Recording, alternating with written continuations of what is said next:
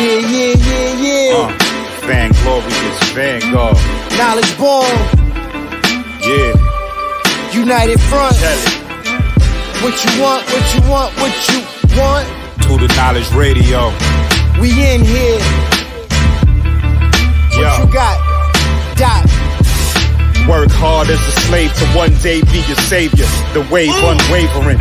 This is a labor of love. Rise with a purpose every day. Invigorated. If we were on TV, we'd be 10 times syndicated.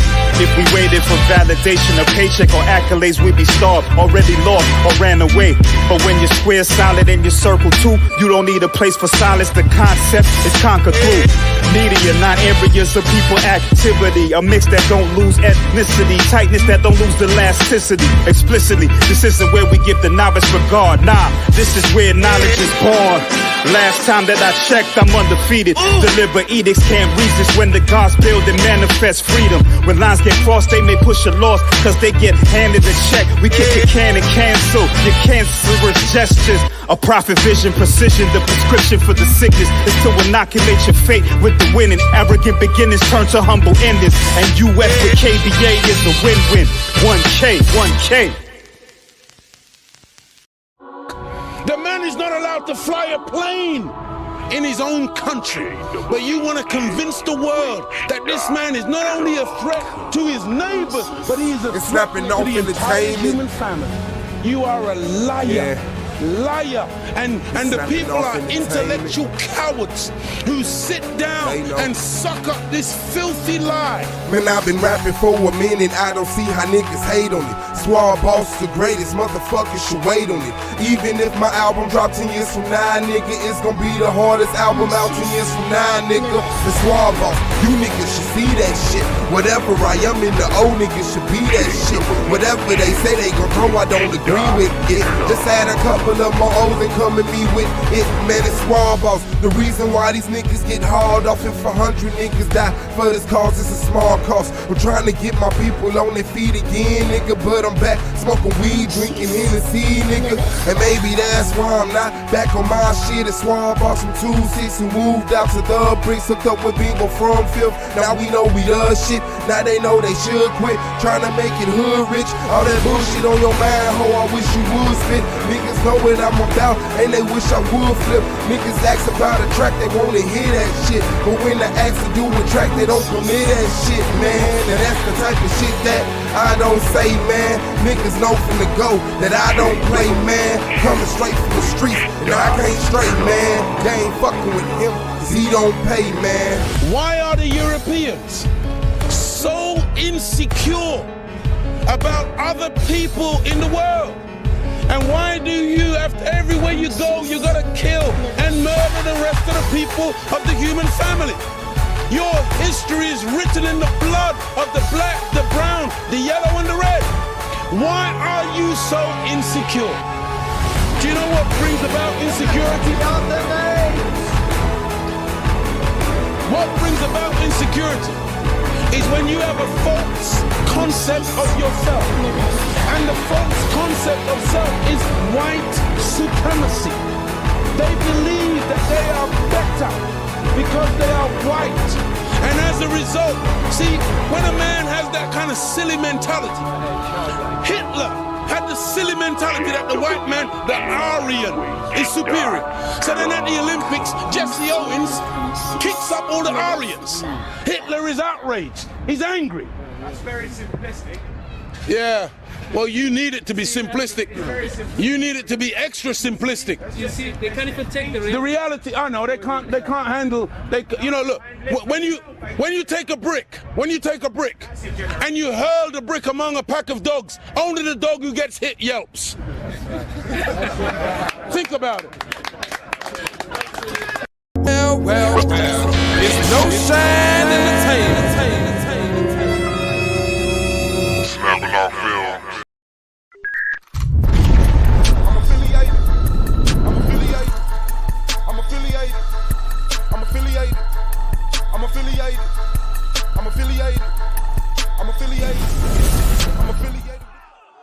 This video is under fair use.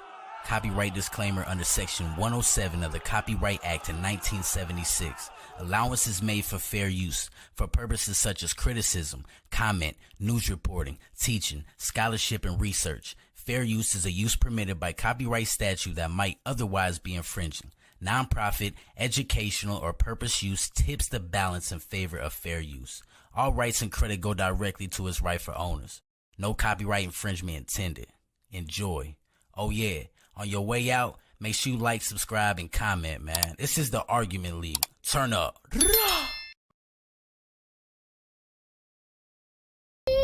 Myself, I want you to leave me alone.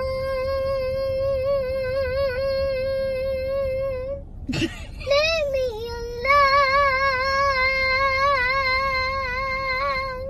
Leave me alone.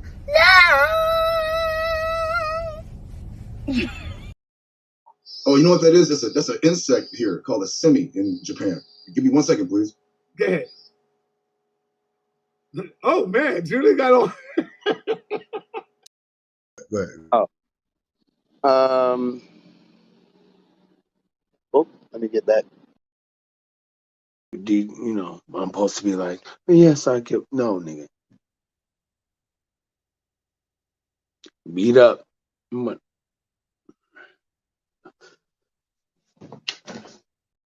A beast. You have to be a beast. That's the only way they respect you. I have to be like a beast. You have to be a beast. That's the only way they respect you.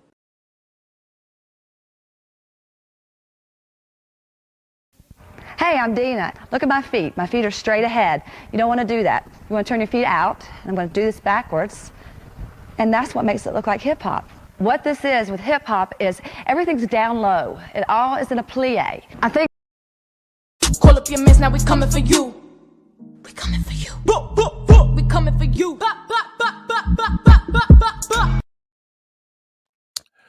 Hey, shout out to the family. It's the boy Swab. I'm snapping off entertainment, AOI, SVD, Argument League, and a whole bunch of Black Power shit, man. Shout out to Bing on the track, Z on the cam. That's snapping off film. Shout out to Solar the Commission, the greatest debate league on earth, the only debate league on YouTube, Solar Vision Debate League. Shout out to Knowledge Born Alive, do the Knowledge Radio, Knowledge Born Alive on YouTube. Shout out to the AOI, Gold Mine, Brandon Bay, Ampu, Pro Black, Wicked, Radical, Ground Zero, and Hurricane Katrina, my baby, with the King James 13 Anti-Bully Inc. Shout out to the judges, shout out to the peers, and shout out to the reason we here every day, the people of SVDL. Hit that like button on y'all way in. Welcome to the Argument League. DJ Craig B in the building. Miss Whitty Reeves, Jessica Joelle, J. Cal, Little Revenge, and Monique Marie. Shout out to you, Ellie Wolf. Ellie. Shout out to Miss Denova 24. Shout out to Poetic Empress. We got scroll. Free Spirit, Nichols Pickles, Green 101, man. Shout out to the family. Shout out to the family. Shout out to the family. Shout out to the family. Shout out to the family. Shout out to the family. Melinda 1973. Y'all already know what it is, man. A Yield in the building. Yeah, it's another day. Let me throw this up here right quick so I don't just be sitting up here looking like this. Right? I don't know why it always open under that. It always open under the Apple. I don't need it to open under the Apple. I need it to open up under this. And then I need to loop it, right? Then I need to play it. Then I need to share it.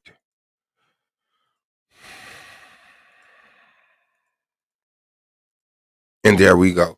Welcome to the Argument League, man. We are Versuaves. Where my Versuaves? Hey, I took that thing off to show y'all, and I don't know. Put it back on that. I'm gonna put it back on there though. My Versuaves. Versuaves, shout out to the family. I didn't miss that yesterday, Whitty Reed. I did Misfit 34 in the building. No, I did not miss, and I saw your comment when you said that, and I wanted to say something so bad, but the conversation, you know. But no, I saw the Versuaves when I showed y'all that those were the real Versace. Nick will be spoken word channel. Shout out to the sis. Make sure y'all subscribe. Make sure y'all check out the stream they just did over there on Trip C's Treehouse. Also subscribe. hella hard. Nichols pickle honey me. Yeah, very disgusting. Ver suaves. Yes. Yes. Yes. Misfit. Why your cat named itself? That's what's up, man. So shout out to A9 for doing the stream. I'm not here to rent. Don't worry. I'm not here to rent. The link is out there. Pen GZ4 Coil I am. Shout out to you. Shout out to you. Amber, shout out to you. Y'all already know. Y'all already know. Oh. Still on vacation. SVDL vacation. Solar vacation debate league. So I wanted to okay, we got a couple things we can do, right? I wanted to continue going into the Jacksonville drill scene video that I was showing the other day. Who's all interested in giving a fuck about that a little bit of enough to pass time? True Justice 1 in the building. You'll be all right. Battle of the YouTube coach. How do I feel about Israelite sovereignty?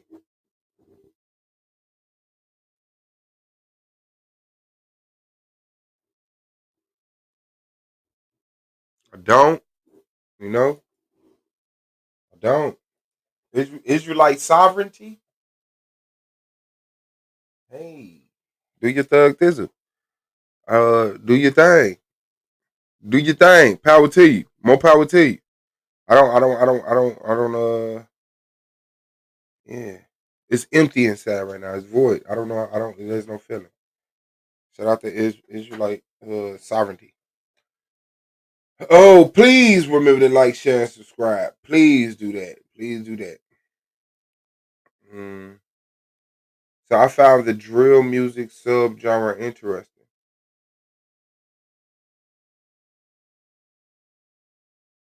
Yeah, those was the boys that we was actually talking about. Fulio and Ace Youngin, ITK and KTA. Would I support it?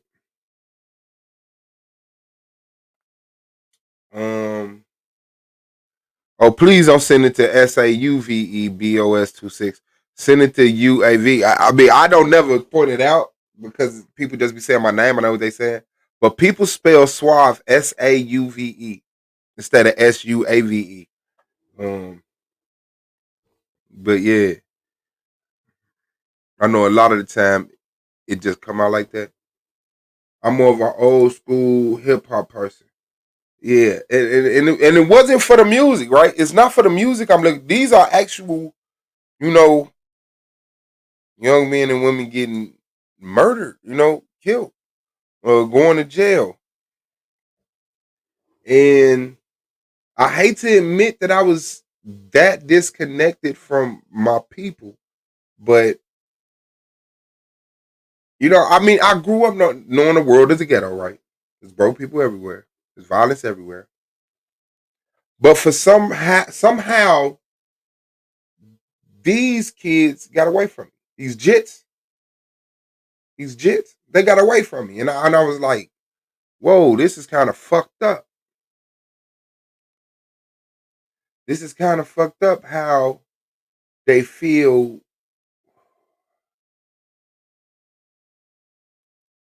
like life ain't right. Like life ain't real or some shit. Like life ain't real. I don't understand. I don't understand the spirit, the mentality. Appreciate you, Nico. Appreciate everybody, man. Y'all already know. Anybody creeping here? Gold Mine, Tree, Tribe, TV. Shout out to you. King Shinard snuck up in here. Shout out to you. That's it. What supported how? True Justice. Like supported how? Like would I let y'all use the platform to talk about it? What you need? Some donations? What you need? Just support how? Okay.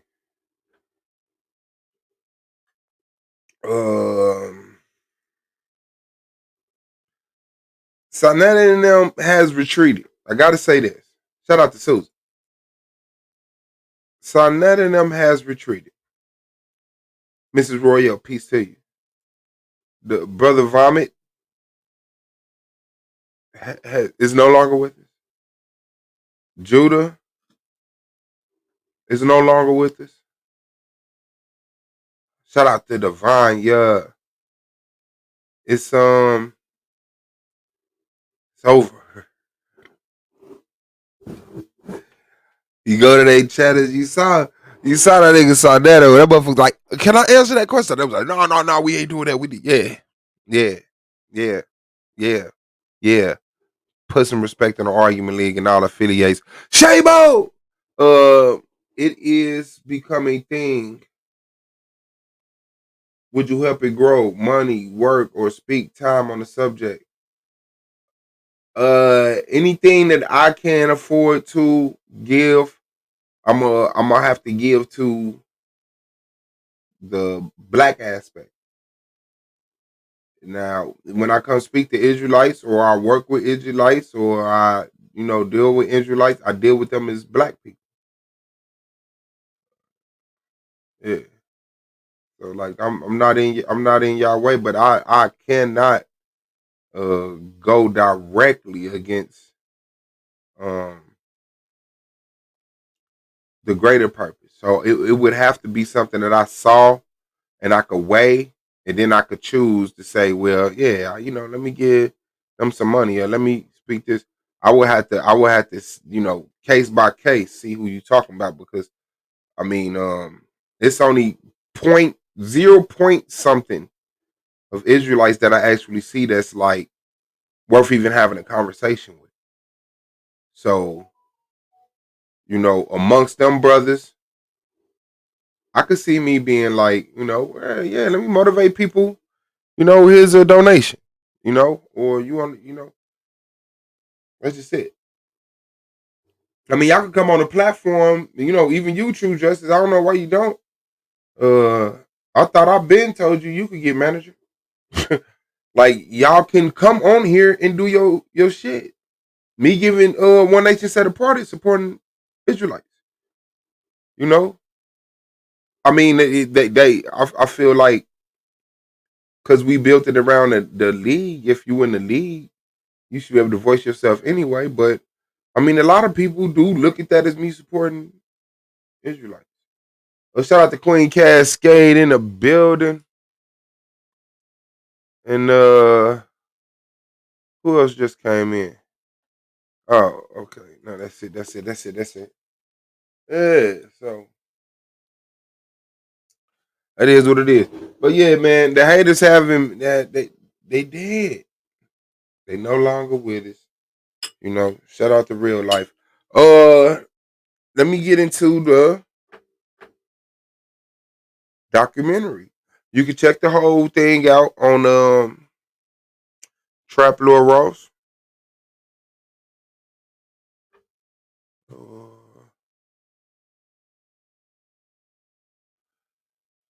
We can get into it. So when we watched this last, it put us up on the territories. It put us up on the characters in the script. Now this is finna show you just how, disconnected or desensitized, or however it is. Like I said, the dude got the information from, like, there's literally websites that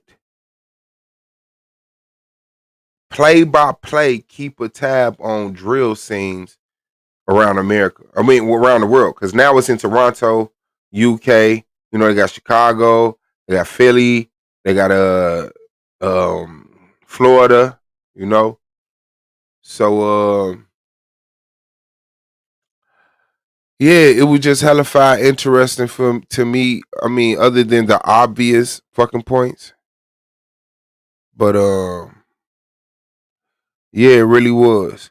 So what we left off at was dude just openly snitched on himself.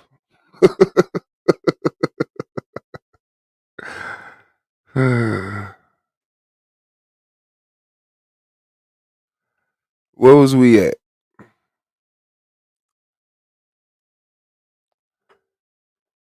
Australia has a drill scene too. Damn. But Black Power can't catch on. That shit is crazy. Niggas don't on this shit unless it's, you know.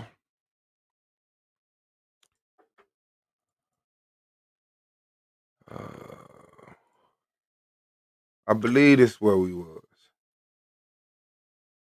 Yeah, the two dudes got arrested.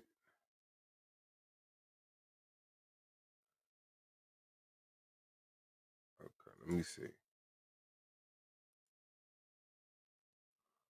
Wars on the streets of Jacksonville is a young rapper by the name of Julio, aka Julio Fulio, aka Lil Six. Now, this nickname is derived from the 6 or 6 block in Jacksonville, where Fulio hails from. A territory apparently stretching from 45th and Moncrief up to Avenue B, with Fulio specifically hailing from the Hilltop Village apartments. Now, this area is the north side of Jacksonville, the area which Fulio says is also the most violent part of the city. I'm from the north side of Jacksonville, 1646 West 45th Street, Bricks. Yeah, that's the most violent side of Jacksonville. Now, Julio is considered the most hated rapper in Florida, and it's easy. When we said I thought Chicago was the originators. Yeah. UK are originators of the drill beat. Shit like that. The beats were UK beats used by Chicago artists, and they called it drill. They was rap like the beats was UK beats. So it was a mixture of UK beats and Chicago lyricism created the culture of drill. So if your ass wasn't getting no UK beats, like that shit turned up. And then the UK dudes was like, oh, that's what they doing with our shit. I'm on the block with the Glock. I'll put one of your knot. I will not stop. Shout out to the UK, man. Shout out to the UK, man.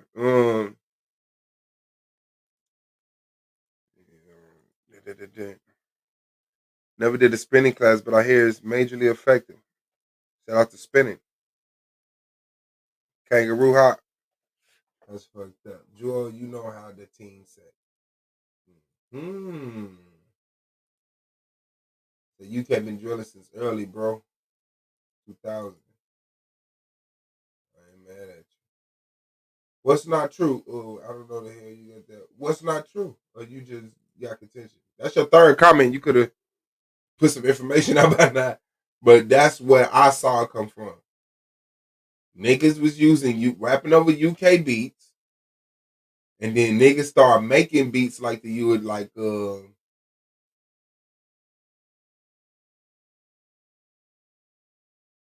drill is a ripoff of trap and crunk. Bro, you can stop that shit, bro. You can stop that crunk shit, bro. Hey, you can stop that. Shout out to Lil John in the South, man. But y'all can stop that motherfucking crunk shit. UK beats are fucking horrible, he said. That's what the fucking music is horrible. What are you talking about? The fucking music is horrible.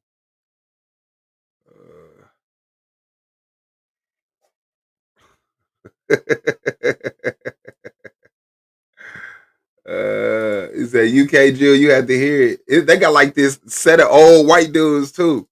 And they killing the game. Hip hop, UK grime, Houston style hip hop, Chicago drill, Jamaican dancehall, and Caribbean style calypso music. Yeah, man, UK. Hey, I'm American. You can I was just saying it's UK beats. Then you could get them the Jamaican dancehall and Caribbean style calypso music and the grind and all of that. But that's where I saw it. That's why I said he said you want to debate it. I would like to see them facts put together. I just hate to have to debate it after I found out from studies that I was wrong. I don't like none of it. Man, they got to say 11:06 p.m. UK. I'm holding on. Shout out to you. I'm a gorilla in the fucking coop. You better stop. I was so done with the same sound of music. Facts. Can you show us some UK drill music?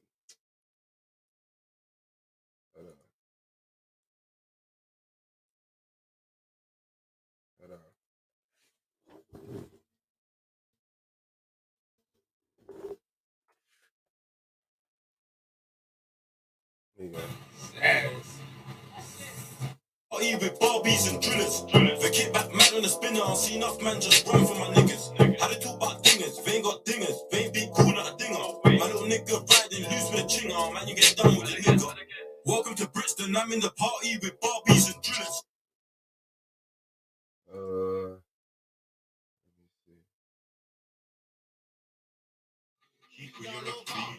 As a cat never sober. Shit back from him with a cobra. Feel up my bro Casanova. Real bad man persona. Bad man alone can control her. Sorry, your sis got bent over. Pushing my hood tech anaconda. Fall back like Ed.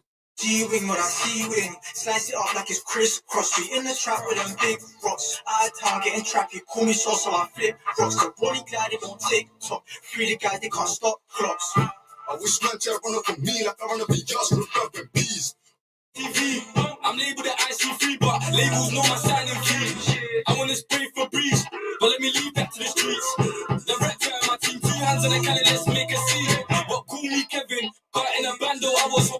Breather, got him, wet him, normal procedure. When it's like cold line, keep me a heater. I'm so hot that they saving the location on. That was a teaser. Pull up and squeeze, here go no squeeze. Trust my bro, but my right has bruised. Like 2 on mates, called that was scream. That beef from Hackney, but she can't hack me. And the pagan don't. My best friend, smooth in his car, go round my drive round town, just me and my mates. This shit I know to be viewed in bed or face, but save my name. This might be on the list. Charles at the Driller Gang smoking on them dead ox, bang, bang, gang, gang. Shout out Black Sun back in the building. Yeah. So that's like the UK drill scene. Yes. Yes. Yes, that's what's popping off. That's what's popping off.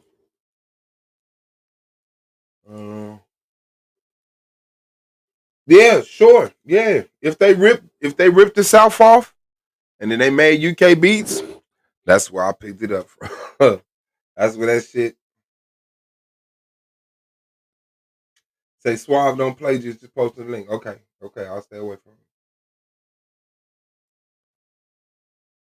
it. Yeah, I can see that. I can see that. Easy to see why when you consider how he came up. Foolio said that he had to buy his very first gun for protection when he was in just the 7th grade, because apparently he was already beefing with grown men with bigger guns.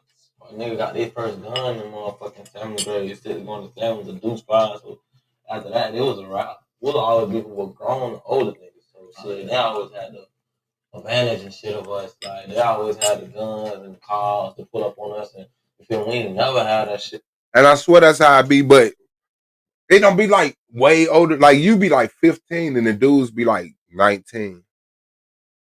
Like to a 15-year-old, like when I was growing up, like 19 was like, you like 8 years older. You know, it was a difference in that 5 years. You was 14, they was 19. Shit, they already driving. They been selling crack for a couple summers. They already got their money up and their guns. Then your young ass got to come outside and find something to eat.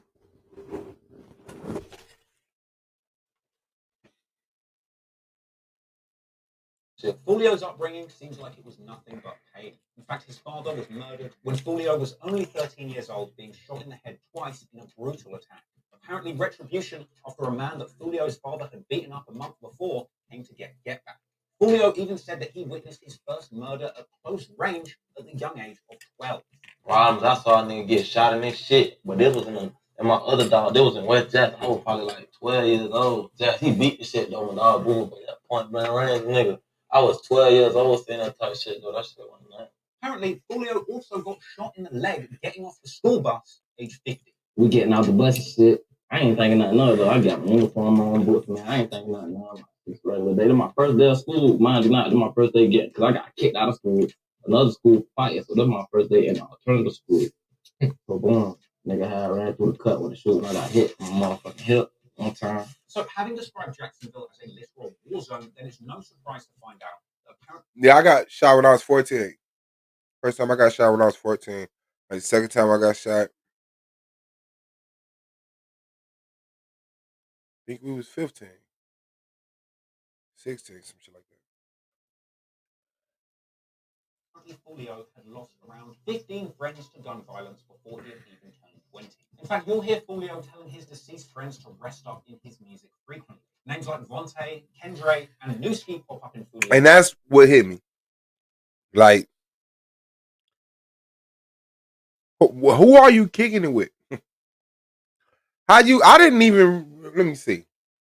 I couldn't even say I knew 15 people. I don't know how age you was, what age you was. But that was your friend. How you lose 15 friends? Like, I didn't even have 15 friends. You be having like 7 friends at the most.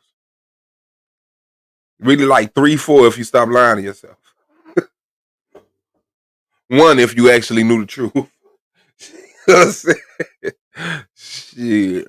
Foolio's music frequently, but thankfully, being forced to literally dodge bullets on the way to school in the morning as a kid didn't dampen Foolio's spirit. Apparently, he was always a charismatic young spitter and was apparently rapping his entire childhood despite the violence going on around him. I always been rapping. As a good rapping, I always know how to rap, so I would do it. The first song of Foolio's that got a few 100,000 views was the track Coming Up. And off the back of the success of that song, he would drop mixtapes like Who I Am before leveling up with the sequel called Industry Invasion. Over time, Foolio would gradually pick up a bigger buzz. I bet he wrote poems. He won't tell you that though. I bet he wrote poems then. Just I'm mad they vandalized his grave. Damn.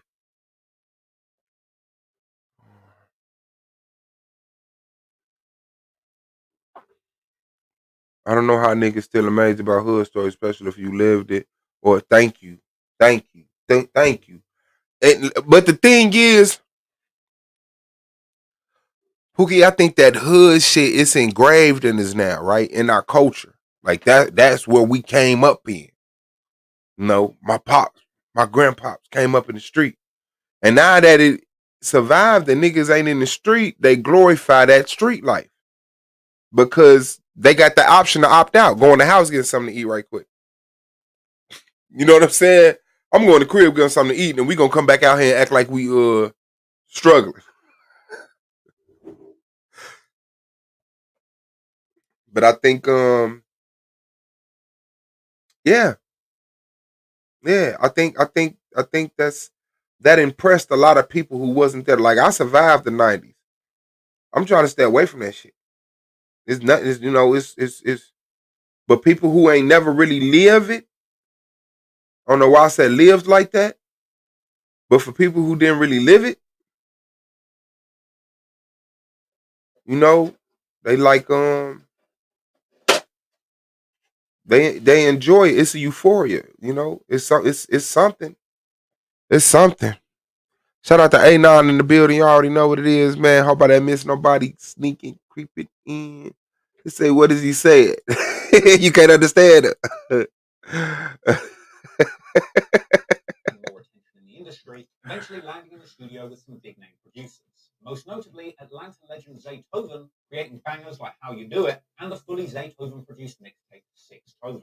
Now, we'll cover the specific and significant music releases as they pop up during the beef, but for now, let's just focus who's affiliated with Foolio and his 6 Block crew. Also hailing from the 6, No Drizzy, is Foolio's longtime friend and frequent collaborator, Kojak. There's Foolio's blood cousin, Zion Brown, aka Tweaking Jit, or TJ. There's Tiki, aka T-Shots, Trey D, aka 8, K Shorty, Spaz 2 times, not to be confused with Spaz from 80K, Lil PD, aka 35, Foolio's Young G, Bibby, and Dirk, another close friend of Foolio's who was murdered all the way. Yeah, I could say like 90s hood music. It talked about killing and drug dealing, but it was less of glorification of it and more of, I had to do it, don't make me do it, nigga, I will do it.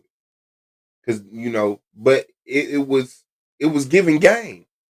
Like 8 Ball and MJG, UGK, Goody Mob was giving game. Like the shit that I listened to, they was giving you game. That was my older brothers. You know what I'm saying? When they'd tell your ass, hey, don't get high off your own supply.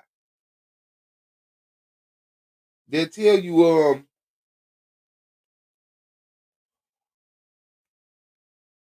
yeah, I had a lot of, and that's just what it was, man.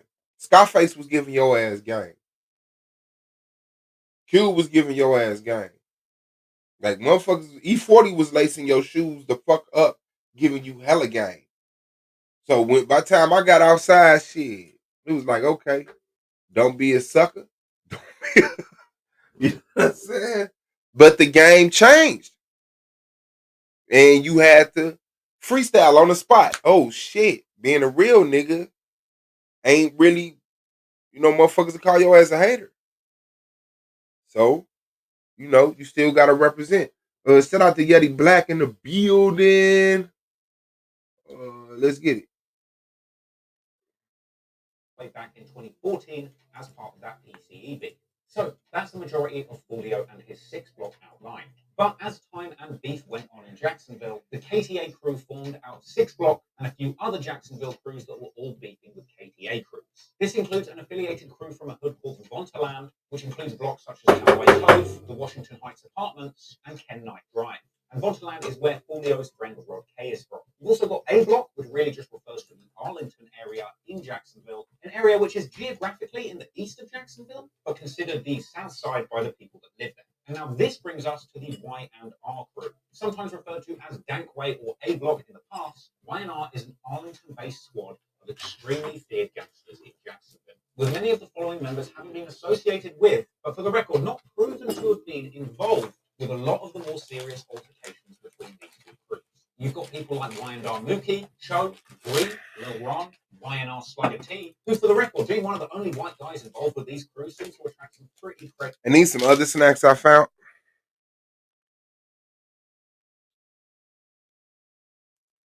None of that bullshit in it. I don't know why I got a bear with a leaf in it. That didn't stick out to me till I was holding it live on YouTube. They got the bear with the Adam and Eve leaf and shit. But yeah, it don't got like the pork and the gelatin and all that bullshit in there. You feel me? Shout out to Real Judah, man. Why was you timing Wody out yesterday, Real Judah? Why was you timing that nigga? Motherfucker, who is that?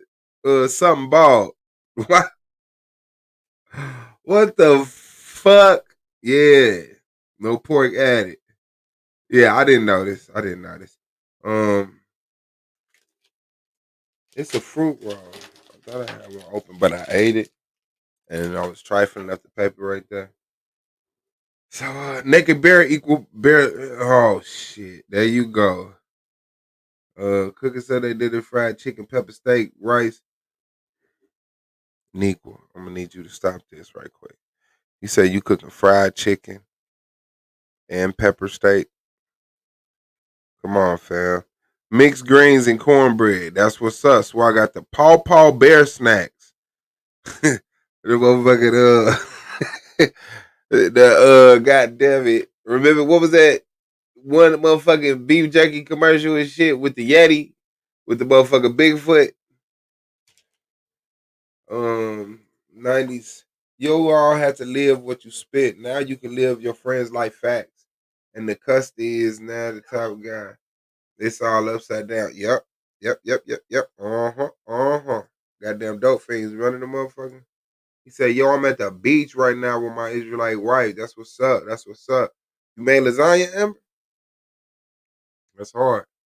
The Nico going in, our little spoken word having that. Pepper steak and chicken, man. Come on, fam. You cook pepper steak and rice and fried chicken. What did you do? Actually, it's the other way around. What's the other way around? Conversation moved past the point you was trying to make. I'm getting my Tupperware out of the cupboard. I'm going to Nico place for dinner. Oh, we all are. Great, easy and kind of funny comments online. For the record, I think Y&R Slugger T looks like a pretty tough guy who looks right at the crew. We've got people like Y&R Mookie, Cho, Bree, Lil Ron, Y&R Slugger T, who, for the record, being one of the only white guys involved with these crews, seems to attract some pretty crazy and kind of funny comments online. For the record, I think Y&R Slugger T looks like a pretty tough guy who looks right at home in Y&R, and for the record, I also do not want any problems. Anywho, also repping these parts is Baby 9, aka Juju, Lil 9, and Mr. Beatbox himself, Spot and Gotham, who's apparently originally from Lackawanna on Jacksonville's west side, but he's known to rep Arlington, showing love to his set by spending one of the early bags that he got on this bust-down Y&R check. And funnily enough, on the day of recording this, I just found out that he apparently dropped that chain off a jet ski. Yeah. 30 ball in fucking water. 30 ball in the water, bro. Like I said before, that's not everybody that's associated with Julio 6 block. Like, you see what I'm saying? Y'all got me fucked up. This nigga just dropped $30,000 in the motherfucking lake, bro.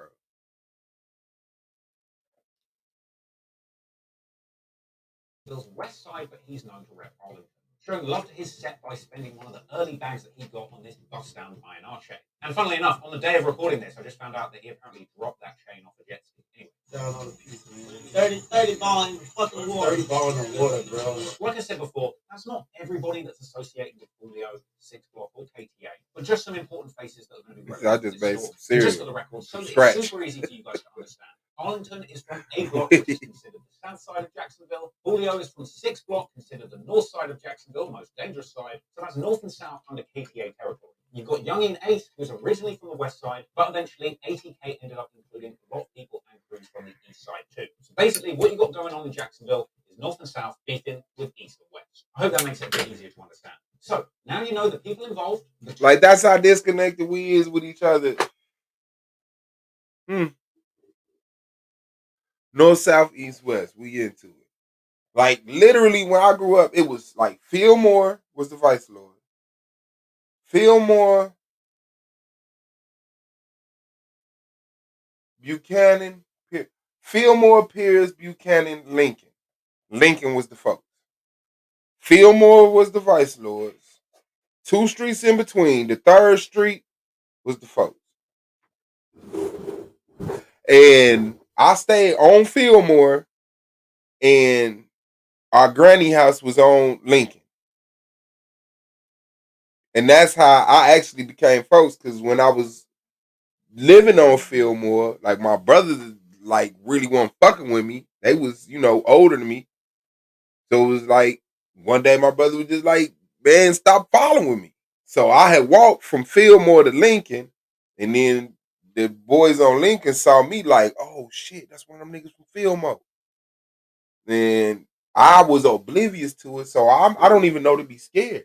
I just walk up, start kicking it with them, hanging with them. They looking like, this nigga here, one of the vice lords from Fillmore. So when they started having a conversation, I was like, no, what are you talking about? And they really wasn't shit for it, but yeah, they whooped my ass. Because I told them I was folks. I didn't know what it was, but the way they asked was our vice lord, I knew I wasn't supposed to be it. And that's what they said. I was like, no. They was like, so you folks. I was like, yeah. And then I think it dawned on them. They was like, this nigga don't know what the fuck. This is one of they, you know. And they really took that chance just to be mean. But, like, I took it so well, they, like, just let me kick it with them and shit. So, then by the time I went back to the crib, it was like, you know, hey, I'm folks. And I found out about it today. I guess I'm the new dirty folks. And what was that? Anybody saw Lil Rel Horry? Rel Horry, he a comedian from Chicago. Yeah, but that's just what it was. You know what I'm saying? I went on that shit. Found a crew to kick it with, this, that, and the other. They took the shit serious. As they saw, like, I guess, you know, I wasn't like the young dumb brother. And that's just it. That's just it. That's just how it. But yeah, at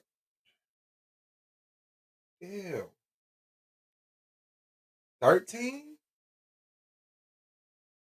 Damn, I never thought about how old I was. 13, like 13. It was like 13. Because I know I got popped when I was 14. Damn, it could have been 12, because when I got popped, I was 14. I was already folks for some years when I got shot. I got shot when I was 14, so yeah, it could have been like 12. Yeah, that nigga was like, he was like, don't go in the laundry room. They was in the apartment building, the project building. Like, don't go in the laundry room. The vice lord's having a meeting in there. That motherfucker said, man, they came out and told his ass he was the new Dirty Lord. He said, apparently, Dirty Lord got killed last night. I'm the new Dirty Lord. They gave me a baby mama and some crack. Yeah, dude, funny. The first hip hop artist I saw pass in my days was Pac and Biggie. Damn, really? What happened to? Hold on. Let me see. The first rap artist to die. Damn. That's Googleable.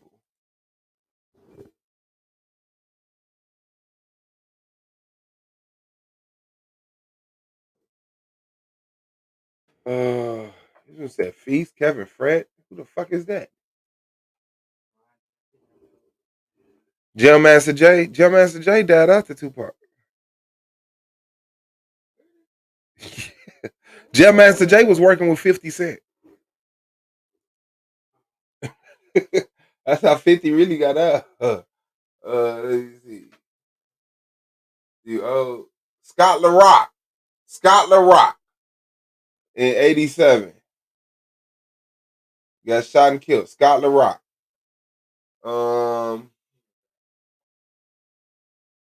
She said, who is that? That's crazy.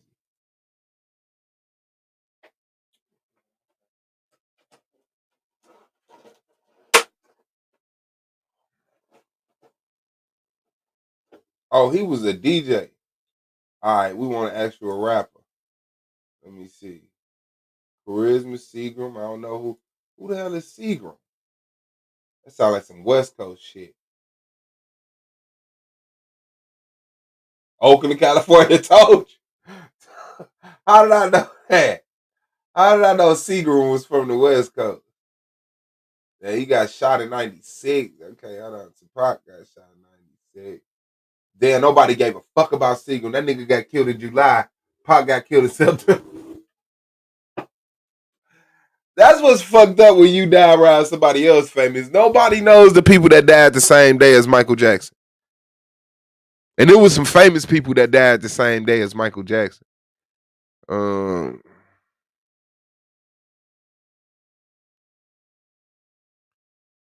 no. Okay, I guess they go in the chronological order, so. Eazy-E. Eazy-E. Big L, I found out about Big L after Big L died. Yeah, I say Eazy-E. And that's fucked up. They don't even got him on this motherfucking list. They don't even got Eazy-E on the motherfucking list. Oh, it say murdered. Okay. Well, that ain't what the fuck I asked for. I said that died.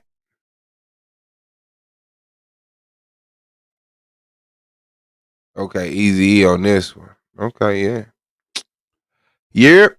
Turf being fought over and the history of crime in the city. You're ready to take a closer look at why these two groups started feuding and how this became one of the most deadly feuds in rap history. When he was asked why rappers in Jacksonville beef, Julio said that there were 3 reasons. That nigga, it be a respect thing, then it be a nigga neighborhood where you from. And then it be niggas dead homeboys. Like you disrespecting my dead homeboys. Yeah, Melinda. You know what I'm saying? Well, you are going to see a heck of a lot of all 3 of those things going on throughout this beat. Weirdly, apparently Julio was even cool with some of the ATK members back in the day, with Julio having said numerous times that some of the ATK members, like Whopper with a Chopper, having appeared in one of his early music videos. Whopper and all them type niggas, they. Come on, what you hate Trap Lord Ross for? What you hate Trap Lord Ross? Like National Geographic for the ghetto. Come on, man. You can't do that, man. It's 2021, bro. Yeah, I'm only 35. DJ Craig B. Yeah, I seen the species. The species?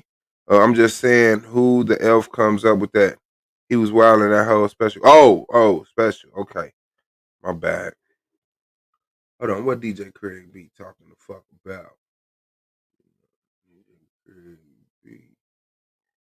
Space Jews. What the fuck? Easy got murdered though. Easy got injected with AIDS. Can't forget that. Videos type shit. Meanwhile, Spinner Benz has said himself that he's been involved in street beats since the early years of 2012. Now, look, it's pretty difficult to trace things back right to the beginning when these beefs kicked off between whoever was involved back in the early days. And it's clear that a lot of the bad blood in He's building a platform based around Black Death. Well, he's definitely doing work on it, but he built his platform before he was paying attention to shit like this. Okay, funny story. Dude is a rapper from the UK. You know what I'm saying? One of like the Beastie Boys. You know, he's like one of them dudes that would just, you know, so he had his music career and whatever UK rap they had over there. And he did a vid and it went viral. So yeah, he got an audience for this, and so he kept doing it. You know, he's not a Vlad type white nigga. He's a yeah, but yeah. In the Jacksonville gang community has been passed down from older generations of gangsters that have been beefing over all sorts of things for years and years. He said Easy E was banging chicks. Then what chick caught AIDS around him? His baby mama didn't catch AIDS. None of his kids had AIDS. Easy E was literally healthy one day, went to the hospital, was told he had AIDS, and died the next week. That ain't AIDS. That ain't AIDS. That ain't AIDS. Incidents that can help explain some of the earliest catalysts in the beef between ATK and KTA. The killing of 22-month-old. He said every time I type back in some weird shit. Was an early milestone in the PCE gang war. It's been alleged that the drive-by that ended up killing that child was a direct retaliation for a shooting that happened earlier that day. But when you look closer at that particular case, it was actually revealed that things had kicked off the year before this. With these two crews, Hey, that's not even how AIDS works. In Jacksonville. Apparently, Kodak was UK rappers don't. show in Jacksonville when members from both sides found themselves in attendance. First Coast News published an article about the Aiden McClendon case, which suggested that it was actually a turned-down handshake at this Kodak Black show, which led to a fist fight, which led to tit-for-tat shootings, ultimately culminating in the Aiden McClendon case. This beef was apparently between members of PCE and 187 Out West, the crews that would later evolve into KTA and ATK, respectively. So in November 2015, these two crews have a beef over a handshake at the Kodak Black concert. In December 2015, Suge, real name Avery McKnight, is killed in a drive-by that injured two others, including a 3-year-old child. In the last 90 minutes, we've learned 3 people were shot, and the search is on now for 2 suspects. JSO says they spoke to a witness who saw a black Toyota Camry speed off from this area. This is the area where the shooting happened. The man who died was actually shot right on the front porch of the 2-story house you see just down the street with the rusted roof. And for the record, it's been referenced in both songs and YouTube documentaries that somehow a bicycle was involved in the Suge killing. Now, as we get into 2016, this is a period where the beef between these two crews gets a little bit hazy. There's plenty of unsubstantiated... I'm telling you, he do hella info. He show you how to do it too, because it's a lot of Twitter feeds, Facebook groups, and websites that literally, even some of the people that be involved in it be in there commenting. Like, they got the shit collected. They got the shit compiled. It's literally up there. I'm going to see if I can find one of them. Let me see.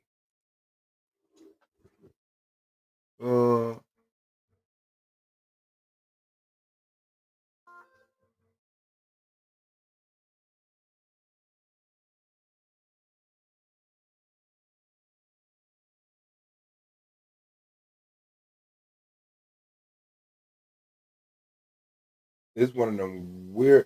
Oh, and Reddit. It's a lot of people on Reddit that do that shit.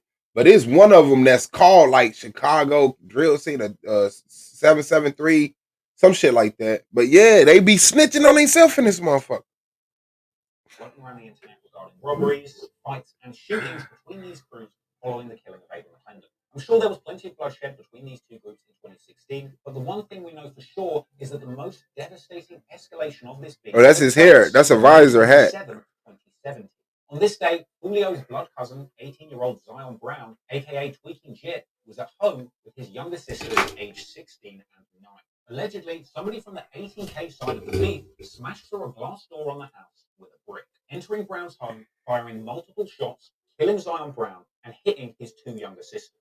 The teenager tells News4Jax that her family was woken up about 1:30 in the morning Saturday when a brick came crashing through a sliding glass door in the back of their house. 18-year-old Zion Brown was the only adult in the home, along with 2 teens, a 9-year-old and a 6-year-old boy. According to witnesses, Thomas broke out a sliding glass door, walked inside, and began shooting, hitting a 9-year-old and a teenager.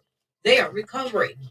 18-year-old Zion Brown died at the hospital. DeAndre Thomas, a.k.a. Trey Shorty, was identified as the shooter and ended up facing murder and double attempted murder charges. Police make an arrest in a shooting that killed an 18-year-old. Today, police said DeAndre Thomas was the shooter. They charged him with murder. Story goes, the wounded 16-year-old girl who survived the incident identified DeAndre as the shooter, apparently already knowing him as a mutual friend on Facebook. Now, here's where things get a bit crazy.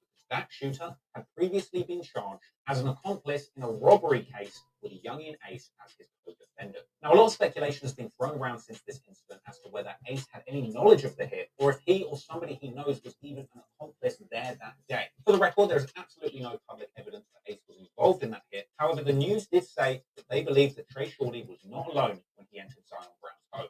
Investigators believe Thomas was not alone when he shot Brown and 2 children. Regardless, Trey Shorty was later found guilty of the murder of Zion Brown and sentenced to life in prison, where he remains today, having lost all of his freedom. God damn. Now, Zion's sister even Damn.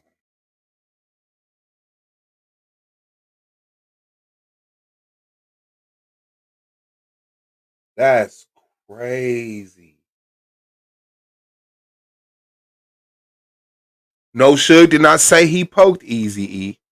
He just brought up the fact, some people can take AIDS and poke you with it.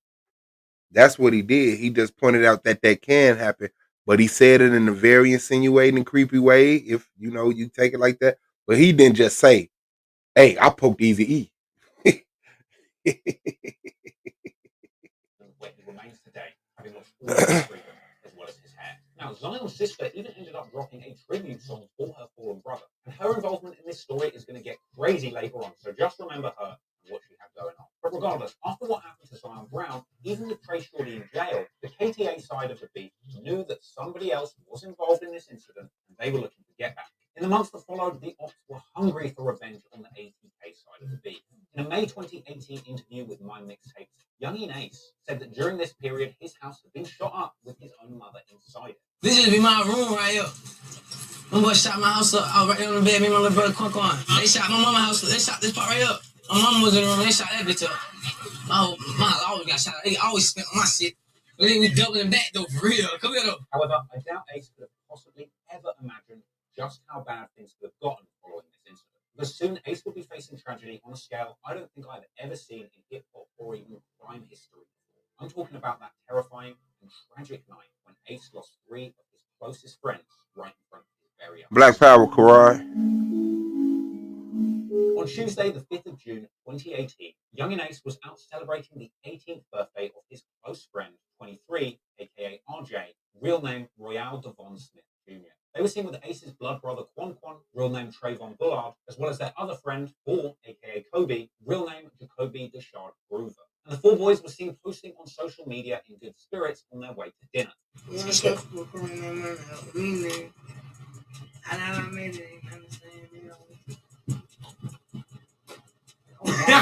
So these 4 young men were out celebrating and having a meal at the Wasabi Japanese Steakhouse in Jacksonville's St. John's Town Center. This is an open-air mall in the southeast of Jacksonville. Now, while they were there, they made numerous posts to social media. And perhaps it was these very posts right outside the restaurant that they ate at that alerted the ops of Ace and his friend's location. I mean, this image, for example, quite clearly shows the red shutters at the back of that Wasabi restaurant. And I mean no disrespect, but I've never been to Jacksonville in my entire life, but I was able to spot the exact place that they were standing on Google Maps within minutes of pulling up this area on Street View, not even looking that hard. Now, Ace has gone on to say in numerous interviews that he really regrets letting his guard down on this day. We don't never go out to eat because we don't do nothing fun. Right. So that was like our first time going out like that. And I ain't gonna lie, we were slipping. According to Ace's live TV interview, after the meal, the 4 boys were hanging out in the area and things were cool. Perhaps too cool. We was coming from Wasabi. It was my little brother's 23th birthday. We was just hanging. We pulled up. Like we was leaving. We really hanging. Like I said, we were hanging out though. You know what I'm saying? We was hanging out though. We had our guard down. That's what it was. Now, allegedly, a witness said that there was some kind of argument or altercation between the four guys and some other boys at the location they had dinner. However, this is a detail that Young and Ace has never acknowledged in an interview. However, what he has stated is that he felt that there were people hiding and waiting in that parking lot for his friends to leave. Ain't nobody just gonna just creep up on me like that. Yeah. They have to been sitting outside. So after leaving the restaurant, the four boys got in a car and drove to the intersection at Town Center Parkway and St. John's Bluff. With the Jacksonville Sheriff's Office saying that when they got to the red light, another unidentified vehicle pulled up alongside their Chevy sedan, opening fire and then speeding off. Police say the shooter or shooters pulled up in a car next to the victims at the 295 and Town Center Parkway stoplight before opening fire. Last night, we showed you one side of the Chevy sedan full of bullet holes. This scene was frankly a bloodbath. Some have said that as many as 120 bullets were fired from automatic weapons. And Ace himself later described the scene of the crime in a harrowing complex interview. Oh, you hear shots? I blew at the red light. One of them hit my hand right there. When it hit my hand, my phone dropped. I blanked out, but I could hear my little brother on the side of 23. My blood brother was behind me, and my brother's foe was on the side of him. I blanked out. I didn't even forget my little brother behind me. I had 23 screaming on the side and like shield him. Like from getting hit, you feel what I'm saying? One of my brothers named Foe, he sitting on the driver's seat.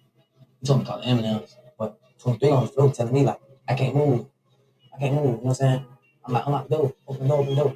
I'm trying to open it, but he can't really move how he wants to. So I unlock the door. They still shooting, though, didn't they? So I open the door and I push him out. While I'm pushing him out, I'm coming out too, though. So he ripped my shirt. So, but when we got out, the car was still in the drive, so they kept moving. So I go put him in the park. Well, I'm moving around. I'm not knowing how many times I'm shot, but I know I'm shot. I think I got shot in like my legs or some shit. I got shot in my butt. Fortunately, It says statistically, it's hard to believe that Eazy-E is the only rapper that has died of AIDS. It makes you wonder how many are living with it. True, and it also makes me wonder: was AIDS as big of a deal that they tried to make it out to be? I don't believe so. I don't think we personally know enough people who have AIDS or die from AIDS for it to be what they said it was.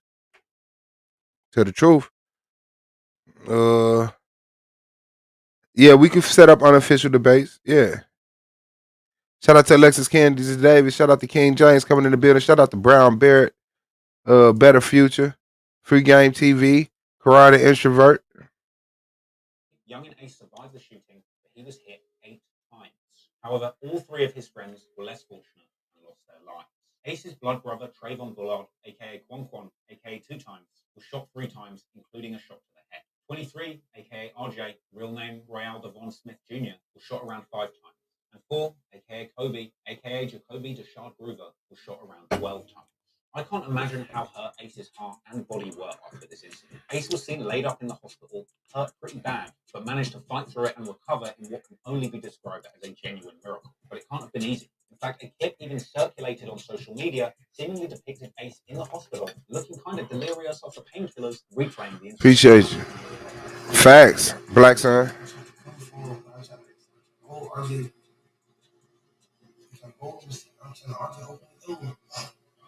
Open the door, pushing the mic. I got you, grab my shirt. I can't move. He tell me, can't move. I tell my Coach said, call him. But to make things even worse, Ace ended up getting done pretty dirty by the authorities and the American health system. Melinda said, "What's up, baby?" Didn't have any medical insurance, and the sheriff's department that should have stepped in and made sure that he got the medical care that he needed didn't do that. With Ace basically not getting the medicine he needed and being thrown out of the hospital early, with numerous bullets still inside him. He'd been shot 8 times, and I believe at that point we had 3 or 4 or 8 bullets inside of him still, considering he really needed to go to a hospital. Because he didn't have insurance, the hospital wouldn't take the bullets out of him. So while he was in custody, it was really became that part, it was the responsibility of the sheriff's office to make sure he got the medical care he needed. Sheriff's office didn't give him medical care, they didn't give him antibiotics, and they basically just left him in there. Ace would later post to Instagram following the incident, saying he got 8 shots to the body but survived, as well as suggesting that he had tried to shield his brother 23 from the bullets, something he elaborated on in heartbreaking detail in this DJ Glad interview. So I tried to shield him to make sure he was good, but I couldn't shield everybody though. Ace went on to memorialize his 3 fallen brothers in his flesh, tattooing all 3 of their faces onto his stomach. It's his name 2 times, right in the middle. Okay. 23 on the side. That's 23 my best friend. Okay. Yeah. I love the weapon. So. Now, initially, cops put it out there publicly that this was gang-related. Right now, JSO is searching for whoever fired the shots that killed 3 teenagers and sent a 4th to the hospital. JSO says the shooting was not a random act and that one of the victims and the survivor are gang members. Keontae Bullard, known as Young Ace, is the sole survivor of a quadruple shooting not far from the St. John's Town Center.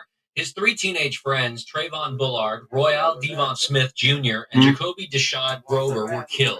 Ace's friends spoke with Action News Jax anonymously. Yeah, they killed 3 people, but one of them still alive, so what they come back from? However, despite Jacksonville's amazing detectives working out that this was gang-related, there was 0 arrests made in the case. Another detail Ace recounted with great discomfort in his lab interview.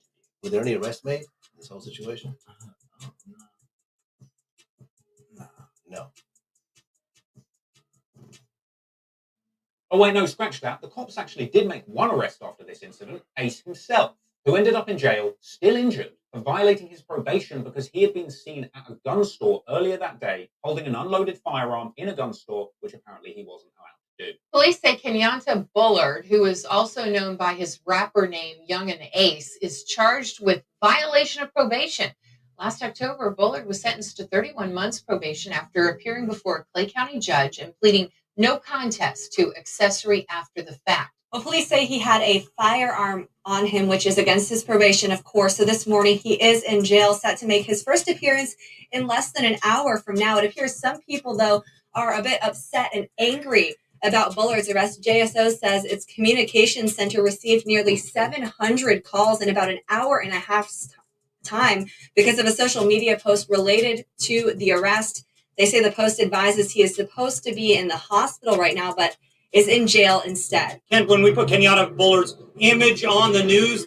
Hold on. Lilith's Revenge. I'm going to need you to calm down. You said, literal scores of people. You know how much a score is? Of people who died from HIV/AIDS. I was the student awareness advocate in the middle of high school. Sorry to hear that, Shabo. Yes, I would take a 2-on-1 debate against One Nation Set Apart. Shout out to KOT in the building. Yeah, we do. Yeah, we do. Man. And 40 people. You said scores. That's at least 2. 40 people that died of it.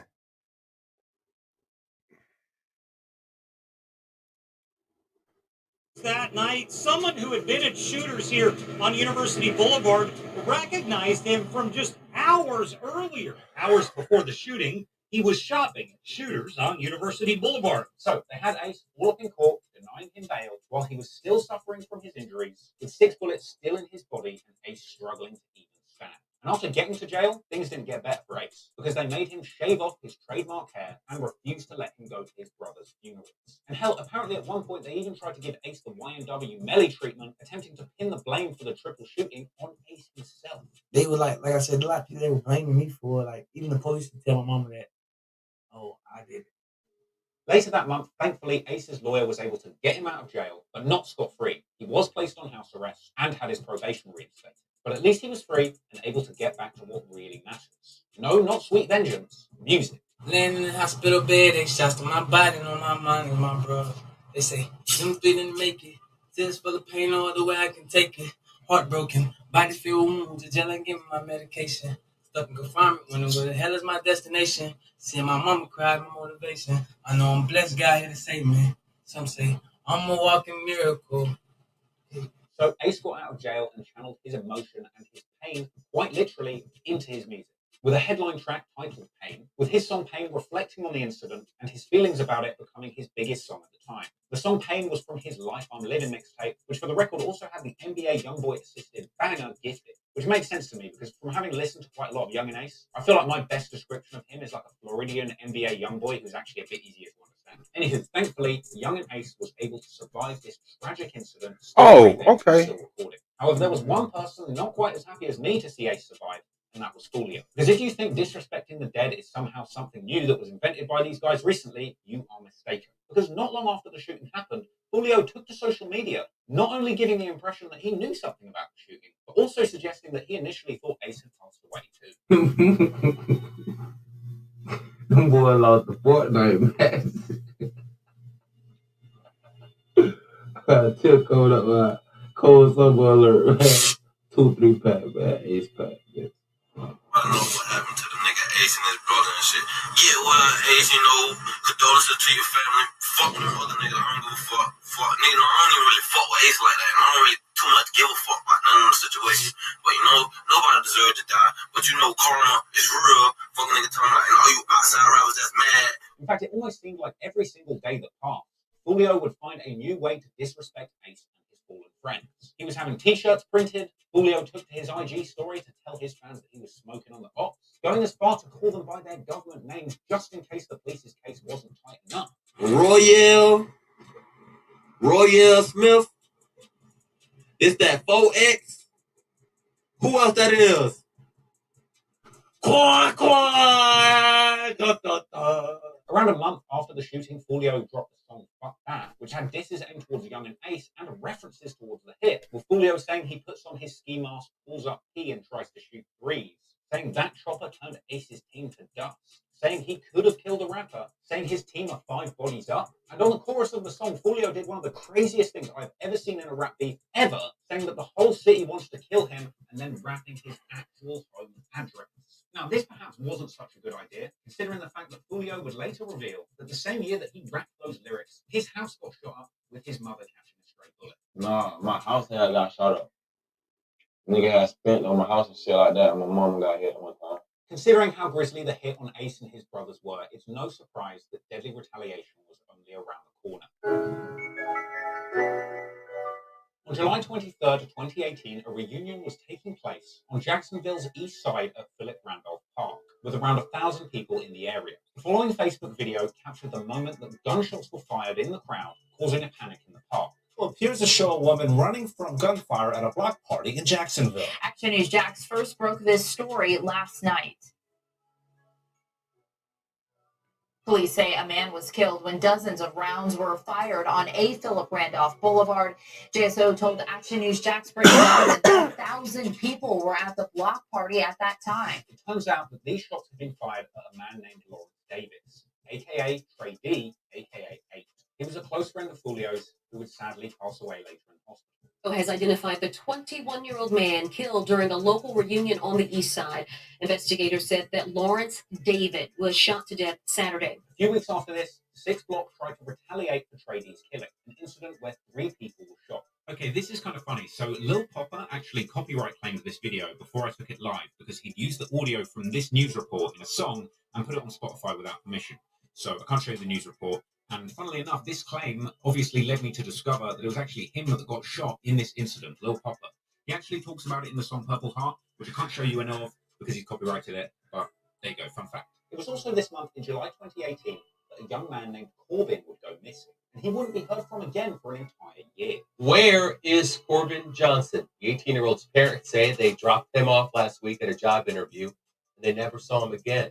After thinking maybe the teenager just ran away, Jacksonville police say they don't think so. Corbin's parents say they have no idea where their son is after his friends called looking for him too. His parents say their son often hung out with friends on the city's east side of town. Now, unfortunately, also as we get towards the end of 2018, Young and Ace would unfortunately find himself back in jail again for violating his probation. But what did he do to violate it? He went to the mall without permission. Ace turned himself I in do on not. his social media. No. I do got a TV up this way, but I don't watch sports. Y'all need to stop that shit. Yeah, crazy narration. Plus, we had a situation over the years where a few men purposely spreading HIV/AIDS. Yeah, it was. I'm not saying it wasn't a problem. I'm just saying like AIDS was supposed to be like wiping motherfuckers out, like yeah.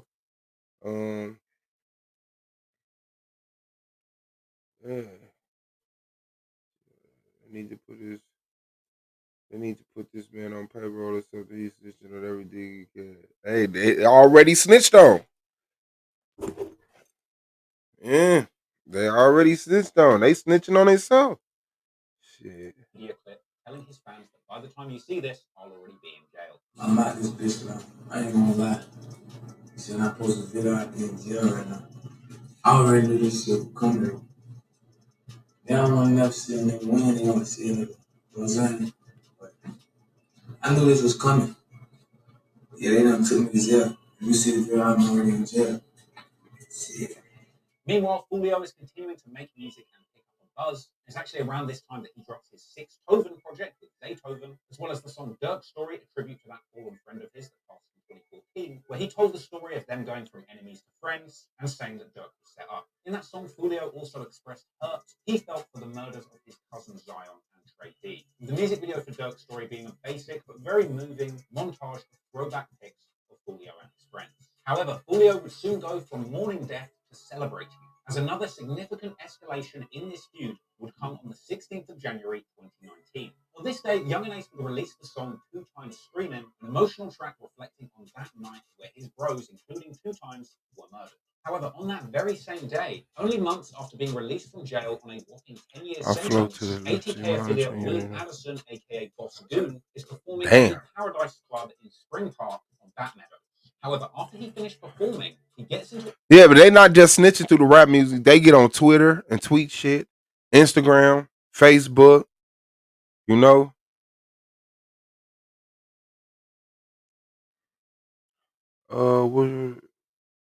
Yeah, no, I know you are. I was just reading it. I was still replying to what's the name remark. Yeah. A car and leaves the venue with his blood brother Queso, their father, and 3 other friends. But when that car gets to Emerson Street near Spring Park Road, another car pulls up, opening fire on the packed Chevy Tahoe, with all 6 people inside the car getting hit. Boss Goon unfortunately didn't make it, with his father describing on the news the grisly scene as he drove the whole car to the hospital after they were shot up. He was in the truck with 5 other people. His dad, Abdul Robinson, was driving. I guess 2 or 3 cars pulled up on the side of us, shot inside our car over 100 times, killed my son in the front seat, shot my son in the back, in the head 3 times, shot my nephew several times, a couple more passengers in there were shot several times, numerous of times, and I drove all the way from there to Memorial Hospital, shot in the back myself twice. The murder of Boss Goon was nearly worse than the ASIC. With 6 people in that car all being hit, it's actually a miracle that 5 of them even survived. Which is why it's doubly disrespectful that immediately after this incident, Julio was mocking the recently deceased Boss Goon on social media. Shout out to Nicole Judge. Shout out to you. Family and friends tell me he did not do. Fuck nigga the third to die. Bitch. Showing off a pack saying that he is smoking on Willie. The American Pie. That's what we gonna call him. The American Pie. Willie. He ain't make it. Willie Rollo. He ain't make it. Ironically, Willie's father told the news following his son's murder that he wouldn't be seeking revenge. He wants people to know he's not retaliating for the murder of his son. I want justice for my son. I'm not sending nobody out there. They got quote unquote, I'm supposed to have hits. Well, maybe he's not going for revenge, but the same couldn't be said for his other son, Jason. In the weeks that followed the murder of Boss Goon, there were deadly shootouts between both of these groups. And 2 weeks after Boss Goon's assassination, 50-year-old Damon Rothermel was shot and killed while riding his bike on Emerson Street. An innocent bystander apparently hit by a stray bullet fired during a shootout between 2 cars involved in this beef. Shortly after 1 p.m. Thursday, Emerson Street became a major crime scene following a deadly shooting. Witnesses say it sounded like a gun battle between 2 parties in separate vehicles. By the time the gunfire ended and the shooters were long gone, a bicyclist was found in the street on the ground. Witnesses say he had been hit by gunfire. The man was pronounced dead at the scene. Now, the cops would later charge Dominic Varner from ATK with the shooting of this bystander. And remember that for later because it's important. Because Varner wasn't arrested for that crime for over a year. And over this period of time, he would allegedly continue to be a serious shooter for the ATK side. Now, naturally, all of this activity in the streets attracted the attention of the JSO, Jacksonville Sheriff's Office, who swept up numerous KKK agents who had been seen in music videos toting guns in what was known as Operation Wrap Up. 6 people arrested in Operation Wrap Up. Right now, police are searching for 3 others. This is some pictures of videos that they've had, and you can see in these pictures that these men or these teenagers actually have guns, and they're pointing at the screen. Now, the sheriff says that these 9 people, even though they're still looking for 3, can be linked to some very serious crimes, recent crimes here in Jacksonville. However, they clearly didn't get the most motivated of shooters, because allegedly in February 2019, Queso would avenge his fallen brother by taking the life of a KTA affiliate incredibly close to Julio, killing a 16-year-old boy with probably the most famous name associated with this entire beef, Bibby. Gunfire erupts inside a Northwest Side apartment complex. It leaves this 16-year-old dead. Neighbors say that the shooting sounded like a war zone. Sky 4 captured the large crime scene outside the Hilltop Village apartment complex off 45th Street just before 3 this afternoon. Family members have identified the 16-year-old boy who was shot and killed inside the parking lot of Hilltop apartment complex as Andrian Gaynor Jr. Yes, several hours ago, there was a large group of people that gathered here at this memorial site to pay respects to the young man who lost his life here. Eyewitnesses are telling us now that Gaynor was being chased to this exact spot where he lost his life. On February 25th, 2019, 16-year-old Adrian Gaynor Jr., aka Bibby, was shot dead in a brazen attack carried out with automatic weapons at the Hilltop Village Apartments in Jacksonville. This hit was allegedly carried out by Queso, and today he is still being held on charges of murder for this case. However, just like we said earlier that Varner wasn't charged for quite some time, Queso would remain free for over 2 years after the murder of Bibby. And I'll be honest, Queso pretty much spent that entire 2 years on a self-snitching world tour. In fact, the eventual indictment against Queso for Bibby's murder included references to social media posts Queso had made where he appeared to mock Bibby's death and take responsibility for it. The report also says Robinson, quote, posted several photographs and videos bragging about the murder. It took 2 years before police issued this arrest warrant for Robinson. There it is, right? Selling on his damn self. Damn.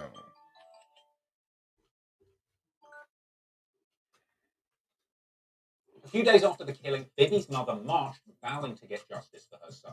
This evening, loved ones gathered to remember a local 16-year-old. He was shot and killed in the parking lot of a Northwest Jacksonville apartment complex. For the first time tonight, we're hearing from Adrian Gaynor's family, who's seeking justice for his death. We pray for the mother of God, Miss Elizabeth, oh Father Lord.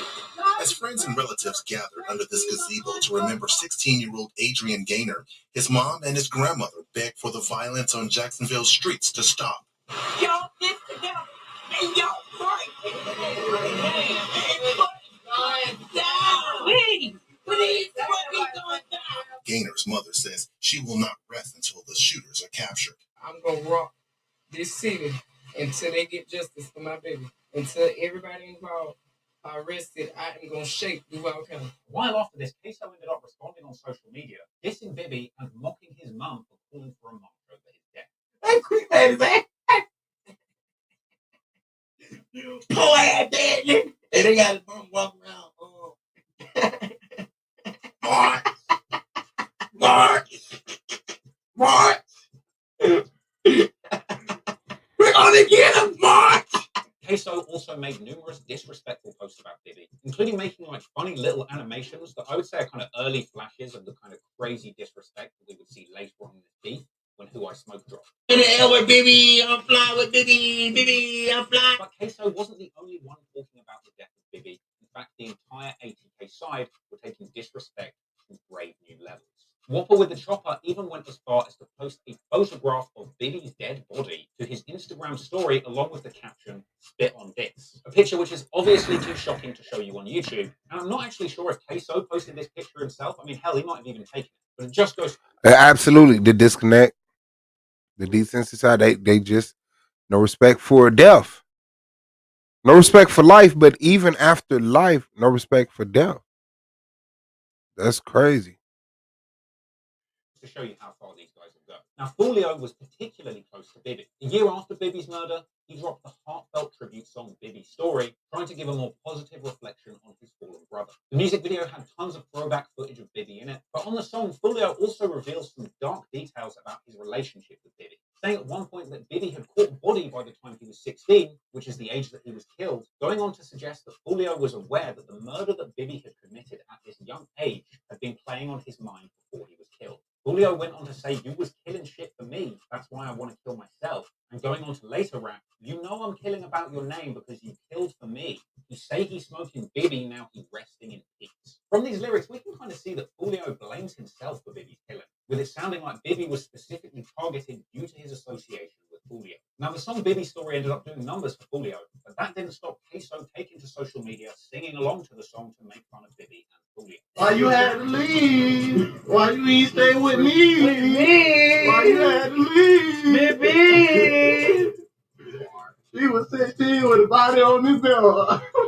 Got a bad body on 16-year-old. Oh, my God. Going on from this, we of course know that Bibby's name would end up being the first and most famous name that was disrespected in that song, Who I Smoke. Thing is, Foolio wasn't lying when he said that there were people ready to kill over Bibby's name. Because only a few weeks after the Bibby hit, another attempt is made on Young and Ace's life, once again with deadly consequences.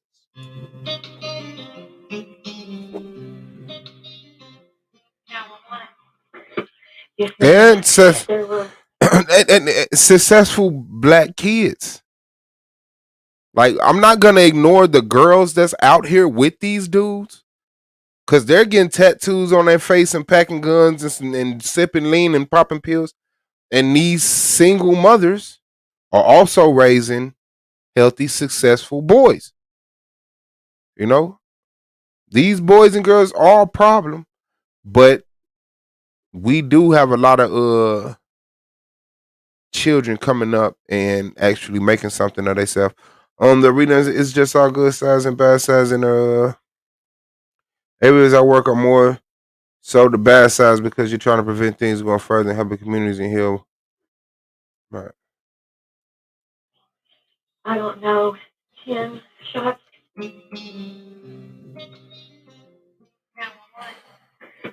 Yes, ma'am. There were, I don't know, 10 shots at least. Hi. I just heard a bunch of loud echoing pops sound a lot like gunshots. But it brought me out of a sound sleep. It was several rounds under the Coliseum, everybody's door, running outside the building, around, banging on windows. They come in the hotel, and I was looking out, and I could hear them past our door, and they were screaming, we gotta go before the police get here. Yes, on the 10th of March 2019, while in Waycross, Georgia for a show, Ace and his crew are staying at the Hampton Inn Hotel. And whilst chilling outside by the pool, they are ambushed by a KTA hit squad, who let off shots in an attempt to take Ace's life, which unfortunately ends up killing Ace's close friend Rollo, real name Jeremy Alexander Brookins. The scene of Sunday's shooting, a group of men, including rapper Young and Ace, were near the pool when they were shot at, according to police. Hey, this is the scene outside our hotel in Waycross. One vehicle down here, the red car. You can see where the back glass has been shot out. The chief says the two victims were with Bullard. 30-year-old Jeremy Alexander Brookins died. 29-year-old Dwayne Lamont Scott has injuries. The Black Wire ones? It appears so. They were all in Last the time I saw them, same they was in the room. area as he was, and they all scattered when the bullets started flying. A group of men, including rapper Young and Ace, were near the pool when they were shot at, according to police. Jeremy Brookings killed. Waycross police arresting 3 Jacksonville men. Mark Isaac Jefferson, Leroy. No, I'm not speaking about the murder rate. I'm talking about successful to unsuccessful. Like, even if you don't kill nobody, but you still just sit around and provide areas for people who do, you're unsuccessful. You know, I'm talking about the success, the finishing school, getting an education, getting a trade, going to college, getting a job, creating a business, creating a family, sustaining that. Like, yeah, I'm not just focusing on murder, but women are women are popping that motherfucking thing. I know y'all saw that. I was just thinking, I mean, there's no need to point out cases. It's just that this one was actually on my mind. I had went back and checked on it because I remember it was a girl at a gas station and something happened and the girl asked the dude for the gun. He gave it to her. And then she ran up to the car, pop, shot, ran off, and got her ass arrested. You know?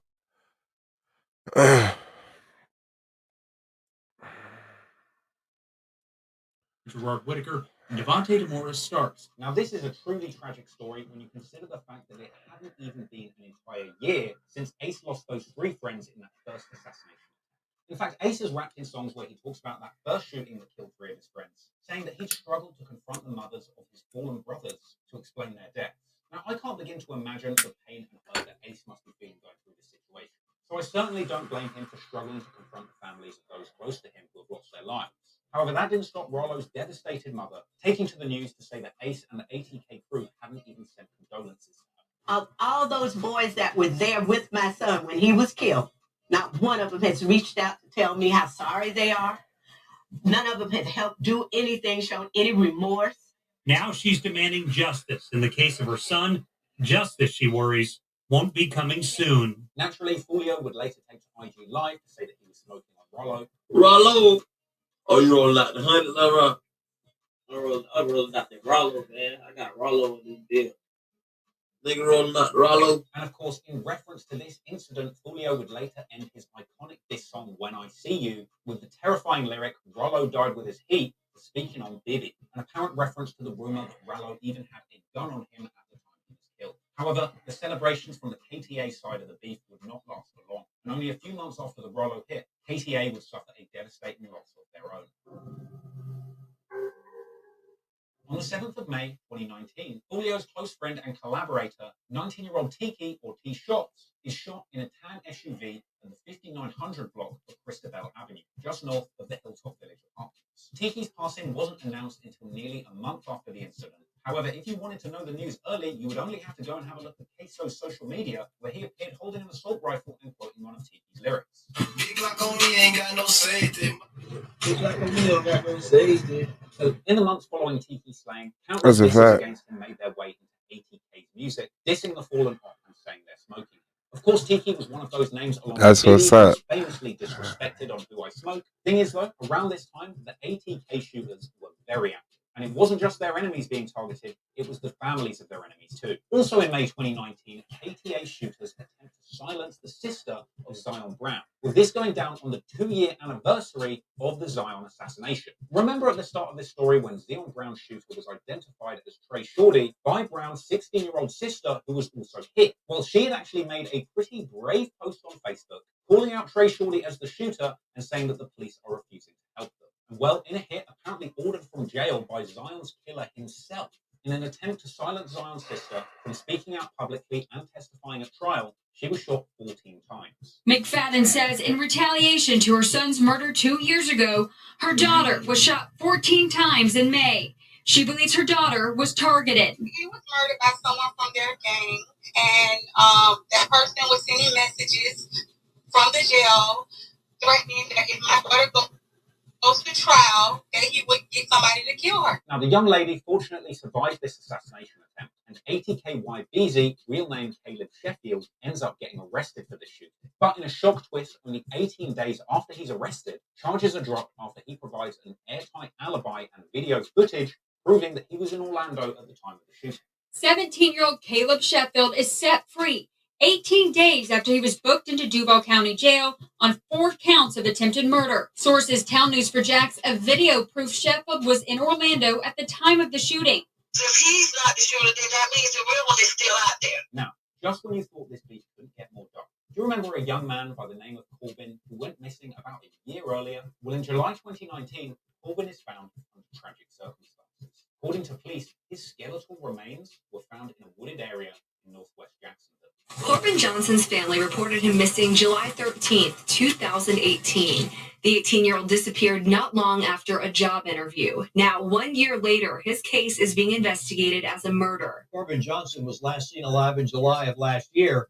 Then last Friday, a man discovered the victim's skeletal remains in a wooded area of northwest Jacksonville off Utsey Road. Sky 4 flew over the scene as police investigated. You can see multiple yellow evidence markers and a dog sniffing around the wooded area. Now, the loss of Corbin is why some ATK members rep S4C, or Spaz for Corbin, and Julio would later speak on what happened to Corbin in a pretty disrespectful tone, saying what happened to Corbin is his worst fear. This is my worst fear, bro. If you're going news for Jack, bro, the nigga Corbin really did got kidnapped. Like, I know he got abducted. All my life they did. Do you know how much sense that make? Because when you grown, you get abducted. You don't get kidnapped. Like, type shit. That man got abducted. Real like, that's my worst fear. A nigga kidnapped me. I swear to God, bro. Like, I swear to God, on the news, they said that man bones got found. Like, that man bones got found. Just bones. I swear to God.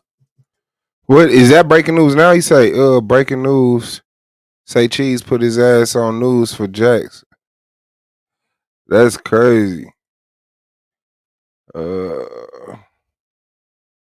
They said a nigga was mowing the line and ran over that man bones. I swear to God, I ain't making this shit up. No cap. You gonna lose that right now. Nigga was mowing the line and found that man bones. I swear to God. oh, Why are you down for nigga kidnap me? But I'm finna kick, scream, holler, bite your ass, pinch your ass, finna do whatever, man. Nigga ain't kidnapping you, bro.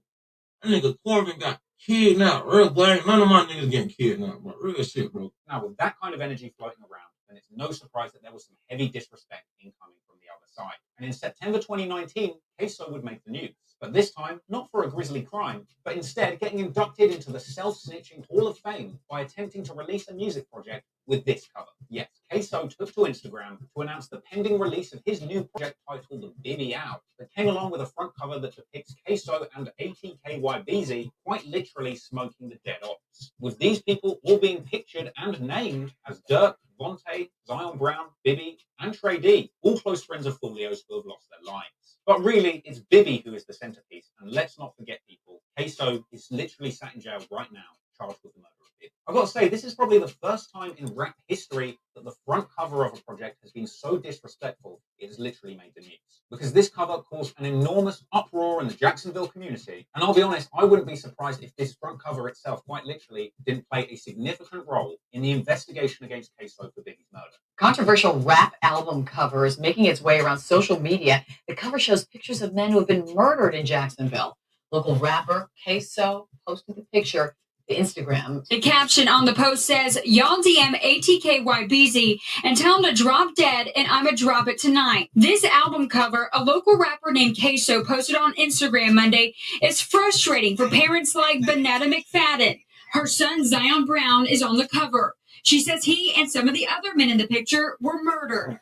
It hurts my heart, like, to see my son on there as a joke.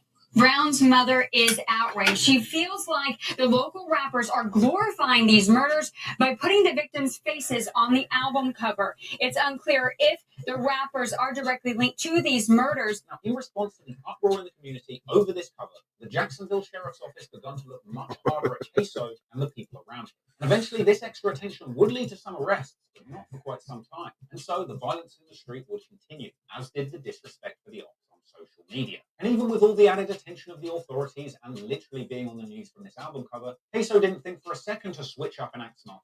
No, in October, Queso would use the news clip about his incredibly incriminating front cover as an intro for the music video of his new song, Queso Bitch. Yet another masterclass in self-snitching. Queso rapped countless times that he was smoking Dirk and Bibby, as well as saying Bibby had a closed casket, I'm not surprised, and suggesting that he had shot at Y&R Mookie with a Draco. Now, Y&R Mookie actually clapped back on the song Gangster Talk, dropping the lyric, pulled up on him at the red light, went to ripping in this shit, a line which had a lot of people suggesting that maybe he had something to do with that shooting that left 3 of Ace's friends deceased. Anywho, meanwhile, in November 2019, at least Young and Ace is staying focused on the music, releasing dope projects like Step Harder, leaving the street business to Queso. However, with all of that extra attention Queso was attracting in the streets with his criminal activities, or on the news with his disrespectful music, and well, it wouldn't take long for karma to catch up with him and his family, provoking a serious response. On December the 11th, 2019, the ops knock on Queso's door. And when his mother calls out, "Who is it?" from the upstairs window, whoever was knocking gets to pop him, firing shots at the property, with this supposedly leaked police report suggesting that around 27 shots were fired at the property before the suspects fled in a stolen SUV. With Queso's mom apparently telling cops that she believed Julio or his associates were involved, and the cops later arresting numerous people associated with 6 Block. Julio reacted to the news later on in an IG Live, saying that Queso got humbled by his mother being shot at. His mama just got shot at and shit, so that's why he ain't been talking crazy no more. He ain't telling y'all about that. He ain't gonna post that his mom just got shot at. So now your daddy got shot and your mom got shot at. And your brother died for them. Fuck them. And well, clearly not one to allow any kind of disrespect on his name. Within a month, Queso was back on the scene, retaliating. Initially with music, releasing the track Bang It Out on January the 5th, 2020, where he dissed 5 or 6 dead ops. including Bibby showing the Vancouver Grizzlies Bibby jersey that seems to have become iconic in this beef, as well as dissing Coolio's other fallen friends Kendra and Dirk from their album cover, and dissing several other KTA-affiliated rappers like Wyandotte Mookie, Slugger, and Cho, with Coolio clapping back and dissing Ace and Queso on his response song In the Air that dropped a few days later. On that, Coolio said that Queso's dad is a snitch. He dropped lyrics that refer to shootings at intersections, and saying that he's smoking 2 of the 3 people that passed away in that car with Ace. Well, less than a week after that, it would appear that Queso and the ATK guys were getting busy, because on January the 15th, 2020, just 1 day shy of the year anniversary of the killing of Boss Goon, Queso's brother,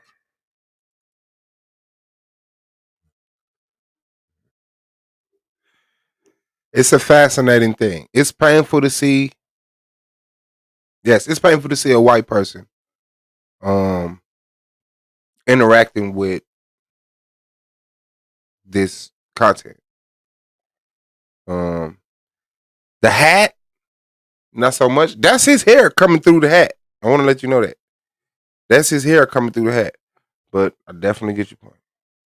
it's alleged that KTA member and close friend of Coolio, Charles McCormick, aka Lil Buck, was tailed by Queso and other people, including Dominique Barman. Remember, this is the guy that allegedly shot an innocent bystander off a bicycle during that shootout between 2 cars.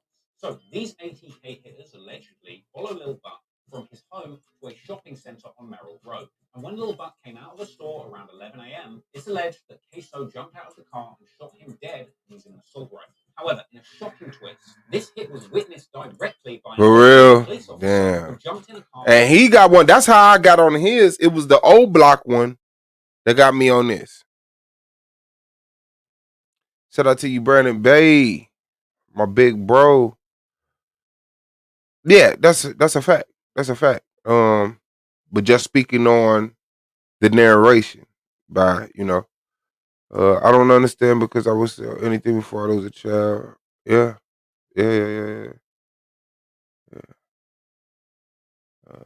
200,000 views in a day type shit. Facts.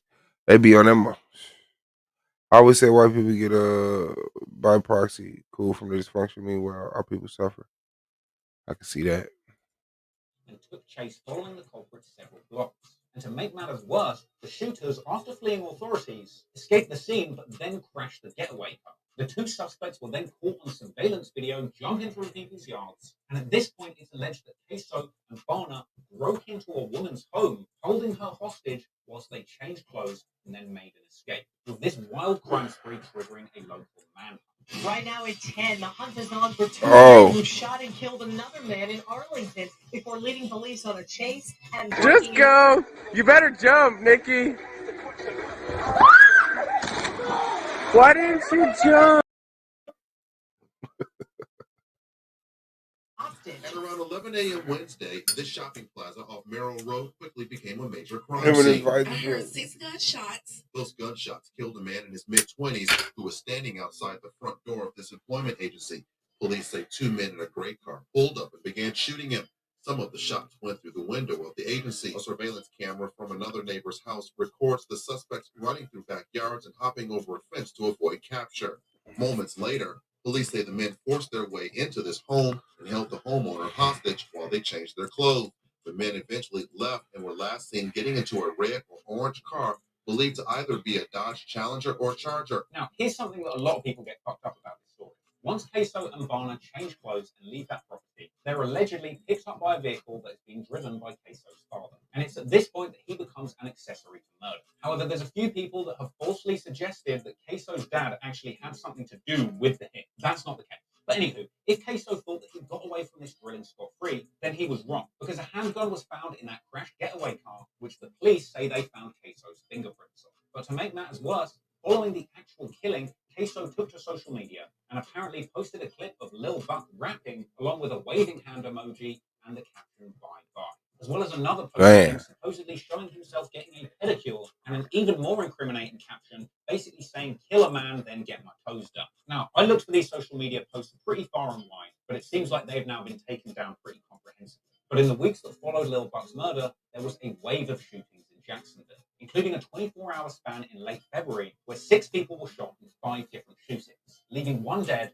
and the community calling for a ceasefire. Friday, the city had 3 shootings within hours. One was in Durkeeville, another was off Gate Parkway, and another near 20th Street in Talleyrand. In a 7-day time frame from now until March 1st, the Northside Coalition is pushing its ceasefire campaign. The group wants people to resolve conflict and stay away from altercation. Well, I can tell you this was not fair. On March the 19th, 2020, we would see one of the most senseless killings in this entire beat. On this evening, an attempt is made on KTA affiliate Kay Shorty's life in a shooting near Portsmouth Avenue and Norfolk Boulevard. He'd been on a date with 17-year-old high school student Yanni White when a grey car pulled up in front of them with 2 men hopping out and opening fire with an AK-47. Kay Shorty survived, but the innocent young lady did not. According to her family, she was dropping off a male friend after the two went on a date March 19th. That was last Thursday.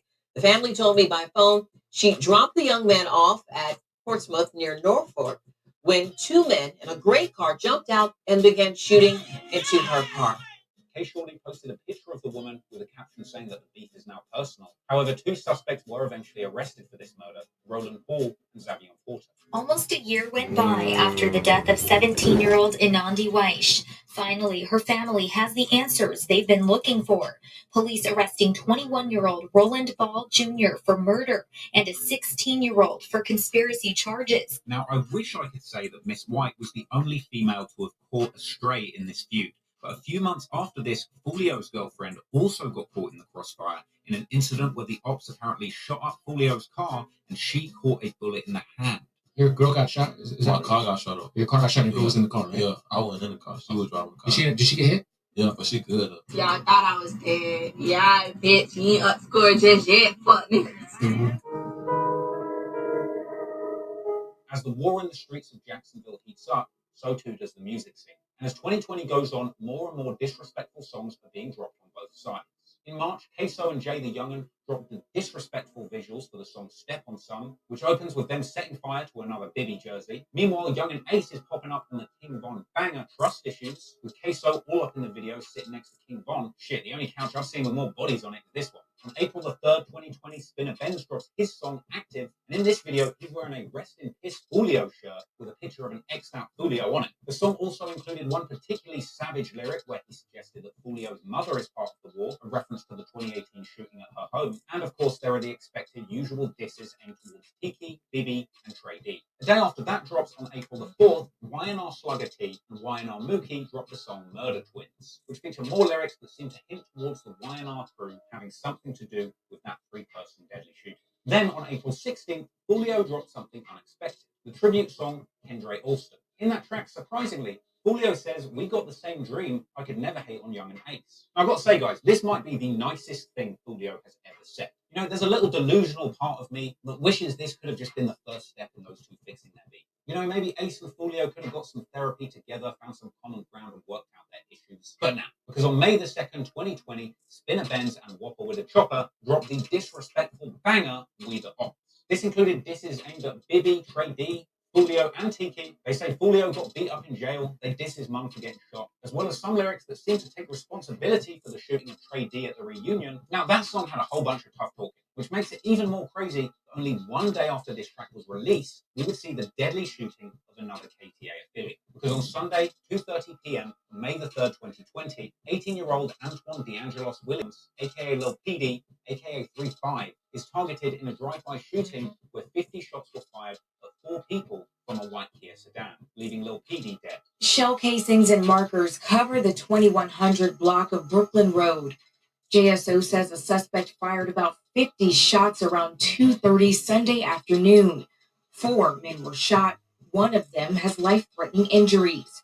Police say they believe the suspect in the shooting was in a white Kia sedan and was seen leaving the scene traveling east. Spinner Benz and Whopper would go on to diss Lil PD, aka 3-5, in numerous songs from here on out, but the losses for the KTA side were far from over, because around a month later, we would see another famous name from this beef lose their life in a shocking broad daylight attack. On the 9th of June, 2020, Lil 9, real name Dimitri Mixon, was the passenger in a car traveling east on Atlantic Boulevard, when another car pulled up alongside and fired 12 shots from a rifle into the passenger door of that car. The shooting car fled the scene, whilst the car that Lil 9 was in crashed into a rim shot, creating a shocking broad daylight scene which naturally made the news. Right now at 10, police are searching for a gunman after a passenger in a car was shot and killed along a busy stretch of Atlantic Boulevard in broad daylight. Sky 4 giving you a bird's eye view.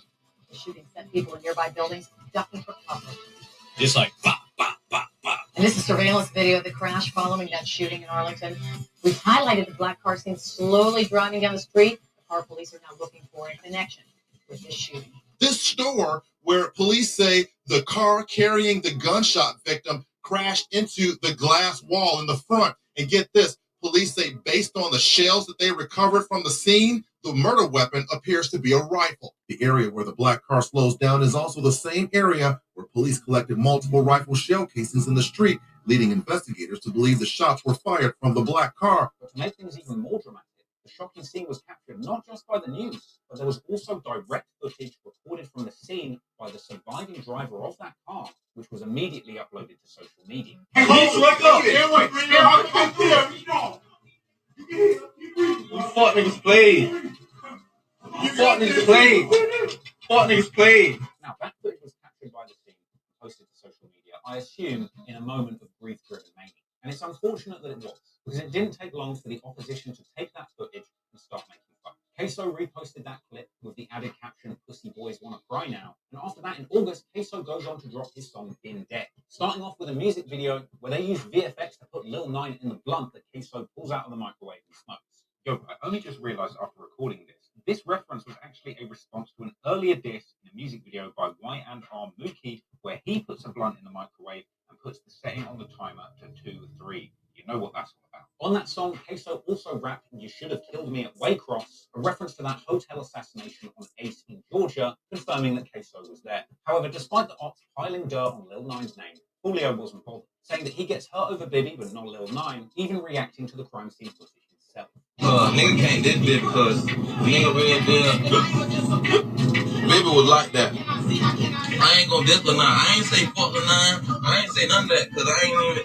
He dissed on Baby. I ain't even say fuck 9. I said yo goof ass report that man dead. What I said was yo goof ass report that man dead like this. Like yo goof ass did this goof. Hey live, this some real shit right here. Like I need y'all. He told me get up, wake up. Julio went on to diss the driver of that car, Iron Rat, for recording Lil 9 dying, saying that he needs to make up for that. You nigga played. He kept saying you nigga played. Nigga, you the one who played. Your goof ass the one who played recording that man. I know his mama them hate your goof ass. I know that man mama them hate your goof ass for doing it. You put that man dead body on. I know they hate your goof ass. It's Lil 9's birthday, man. The nigga Iron Rock gotta prove something, man. It's LeBron's birthday or some shit today, man. You report that man dead, man. That man ain't happy right now. He ain't happy, bro. 9 ain't happy right now, LeBron. You make that shit look bad. The day I record my brother dead on the ground before I pick up a gun, I get all my brother the right to kill me. Kill me. Black Sun, it's out there, bro. Like, what was you getting out of that? Like, what was you wanting? Some likes or some shit? Some sympathy? Of course, we all know now that Lil 9's name famously made it into that chorus of Who I Smoke, along with Bibby and Techie. And funnily enough, following that song's release, Young and Ace would end up being on Instagram Live in a diner when he gets confronted by Lil 9's cousin, telling him that he's a dead man and saying that Lil 9 got wasted like real-life GTA. Go ahead, though. You dead. Now, that is your cousin. Hey, fuck your cousin, man. Fuck that dead ass nigga. Fuck that dead ass nigga. I'm smoking this dead ass nigga. I smoke one to the I'm smoking a dead ass. Fuck your cousin. Fuck your cousin. I'm chicken too. I'm smoking that dead ass. That nigga been dead. That nigga died. He thought this was GTA real life. Wasted his crazy ass. After the Lil 9 hit, the shooters were working overtime. And after surviving the attempt on his life outside of Jacksonville in Waycross, Georgia, it was time for Julio to experience an attempt on his life. Because on the 6th of July, 2020, Julio was in Houston, Texas, doing some business, and whilst he was there, he posted a clip to social media of him outside on a block filming a music video. Oh yeah, we're in the middle of Texas. Hey, bro, what you say, guys? We out here in the trenches thugging, in the middle of the month. Shit up in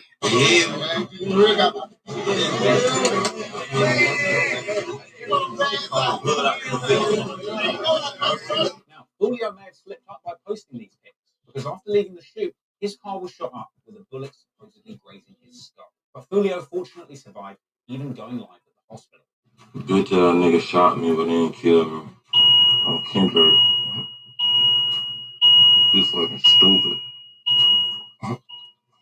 When Julio got out of the hospital, he even posted a clip of the damage that was done to his truck, but he was still driving and trying to guess what kinds of guns and bullets they'd used. That's crazy. I thought I told you I'm a star. Insane car now.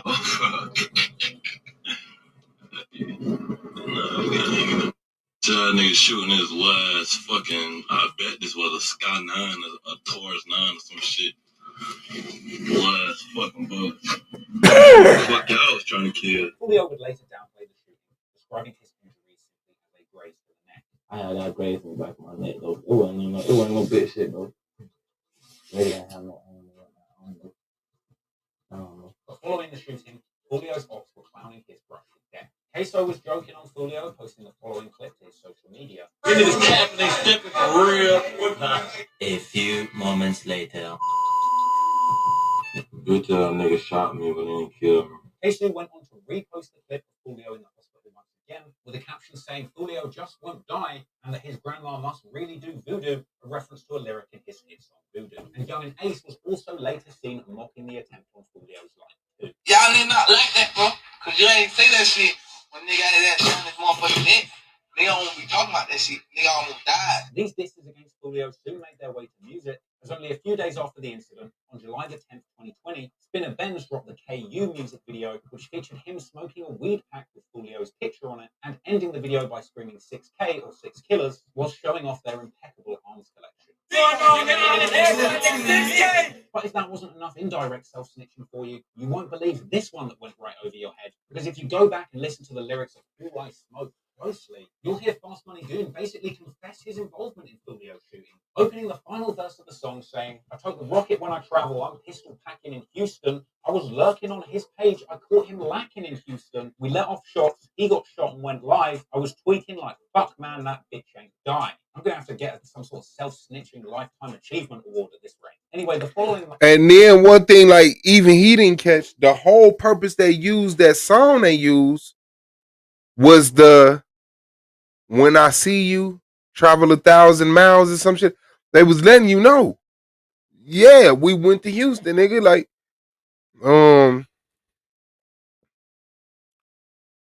This beef ends up descending. Yeah, I think that's something that people... As it was around August 2020 that KTA affiliate Kojak was seen pulling up to the ATK hood of Melvin Park on social media. You know, that's how we do. Nigga know. Nigga know where we at. Nigga hanging out too good, man. Let's see. Apparently, Queso had said that he would be there to fight Kojak at 4 p.m. but never showed. Julio also said that they had planned to meet, but Queso turned up an hour and a half late at 5:30, with Queso only being seen spinning the block a while after Kojak left. Right. Not see no motherfucking Kojak. Hey. Queso replied saying KTA just came and took a pic and then dipped, telling them to come back.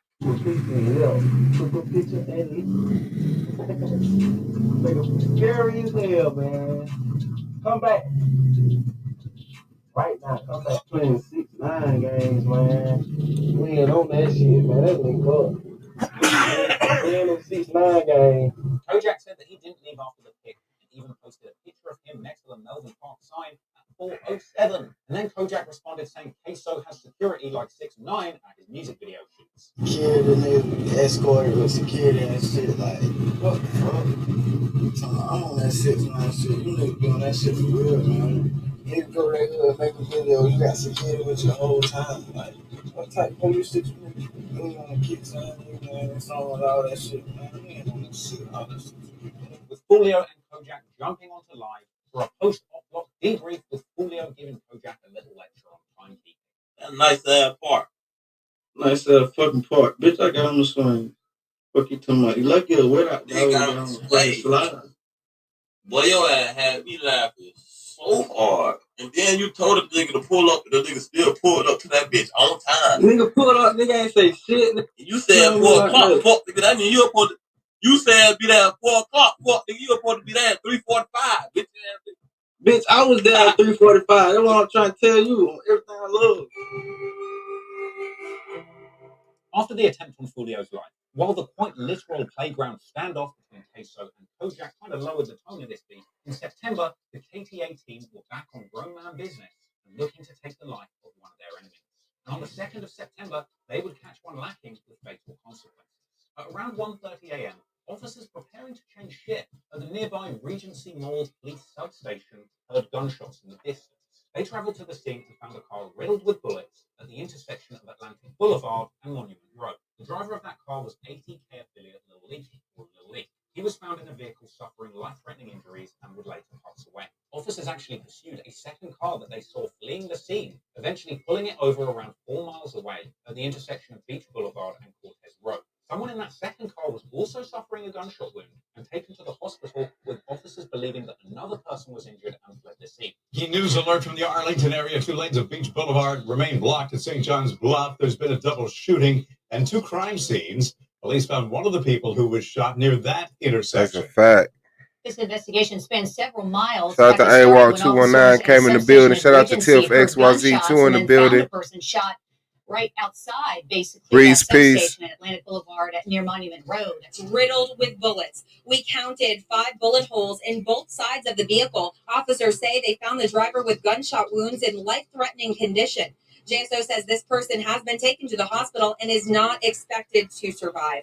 At the same time, officers saw another car speeding away. Police stopped the car on Beach Boulevard and found a second person who had been shot. That person was taken to the hospital and is expected to be okay. Police say the 4 other people inside the car are now in custody, and investigators are questioning them. Following Lil Leaky's pass, Spinner Benz posted a tribute on Instagram, with Whopper with a chopper going on to make a slightly more gangster social media post, saying that ops don't post about their dead homies because they know they're getting smacked. Meanwhile, Fulio leans into disrespecting Lil Leaky, posting a clip of him smoking a pack. Come on, man. You know I keep that leaky, man. I been, boy, this dead ass nigga, what? Gas, nigga. Meanwhile, Fulio posts himself smoking a pack. That was followed by another post, which interestingly had a background song, the track When I See You by Fantasia, the song that Fulio would later remix to Diss the Other Side, along with a picture of Leaky and a caption saying new pack and asking why the ops are quiet today, followed by another post saying Ace must be sick to his stomach right now. But almost as if he wasn't quite sure if he was getting into hell yet, Fulio doubled down on Shout out to you. popping up on IG Live to ask once again, why are the ops so quiet? Ops ain't coughing today, man. All these niggas usually be happy on Facebook, joking, Facebook comedians. Anyone recommend you Niggas must take the ain't nothing picture? today. Wait. Yeah, man, these niggas sad today. I can't. You know I'm smoking a little leaky. Got a little leak, that new pipe. Niggas ain't tweeting. Niggas ain't saying nothing. Them niggas humble now. I'm talking about these usually be the niggas that's on Facebook making 12 statuses a day like this, boy. They make a whisper today. Man, dead. That man sleepwalking around. It's gonna be your reality right here. You see this blunt? Look.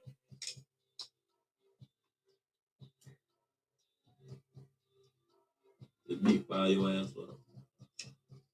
You was just this. Look.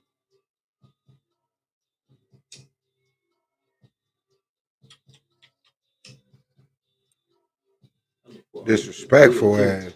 Y'all already crying and saying right now. These 40 niggas from the funeral. Alexa, play Rod Wave Pain. Hell, it would turn out that Fulio was so happy over this drilling, he went on a goddamn field trip to a weed dispensary to get custom Leaky packs printed. Y'all the plugs. This, man, nigga, we got any flavor, nigga. Any dead art. Nigga, stop fucking playing on my top, man. Put this nigga ass on the screen. Leaky packs.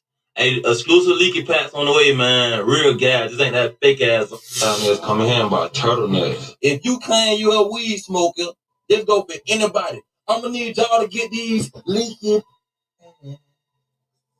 Fuck niggas real are, man. You know what I'm saying? Real dead nigga back from the dead. His ass came back to life, man. This real are. This ain't no fake ass are. Neither. Fuck you talking about that little fake shit you niggas had in the past and shit. This a real exclusive dead nigga who woke his ass. Like, what the fuck? Like, the disrespect is one thing, but now you just showed you got a bunch of weed seals pressed up and say you finna flood the city with them. And when the city get flooded with the motherfuckers, how you expect for them not to connect that shit directly to your ass?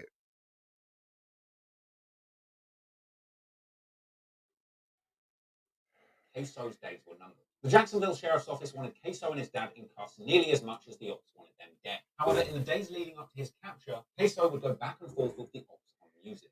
On September the 3rd, 2020, Julio disses the other side with his song Fast Life, where he says, "Killed my dog, killed 3 of y'all, so that means we over equal," which I assume is a reference to the Zion Brown hit, followed by the 3-person car shooting. He also says that his fallen French tradee and Tiki are on his mind, which gives him a bad temper, and says if you diss on Bibby's name, you're going to die, simple, as well as saying that he's smoking on Queso's brother, Willie. The day after that, Shout out to Tequila. on 4th of September 2020, Queso dropped the response song, A Track Called Back to Back. Now, this song was pretty bold. In the chorus, Queso says back to back. Says K2. Back to back with killing, something which, if these allegations are true, we know he was literally doing. Elsewhere in the song, he says, "We're the ones who dropped your man, buried your partner." He says he'll let the Draco dance and watch you do the Bibby dance. He says, "Let me tell you a story of how we caught him and ripped off. I hit the corner and tore his ass up. I heard they killed him." He says, "I aimed for his head so I know for sure he dead." I mean, considering the fact that Queso is literally currently accused of killing Bibby, the release of the song Back to Back is incredibly bold, if completely idiotic. Naturally, all of that self-snitching really didn't do Queso any favors, because exactly 1 week after that song released, both Queso and his father are taken into custody by the police. Developing now, a father and son have been arrested in connection with a deadly shooting at an Arlington shopping center. 21-year-old Hakeem Robinson and his father, 49-year-old Abdul Robinson, are both in the Duval County Jail. Hakeem Robinson is charged with second-degree murder, and Abdul is charged with accessory after the fact. Now, the next thing I'm about to say is pretty important, because there's a few videos floating around YouTube at the moment that are getting these details dead wrong. So the cops got a big break in the case against Queso, where they found a snitch, aka a confidential informant, who gave the police key details on the case and Queso's role within it. Now, remember Dominique Varner, who was accused of being on the Lil Buck hit with Queso? Well, he gets arrested in February 2020 for home invasion. He later gets charged for second-degree murder for his role in the killing of Lil Buck, and he is then subsequently charged with murder for the That's the father and son. shot off his bike by a stray bullet in the shootout between ATA That's a father and son.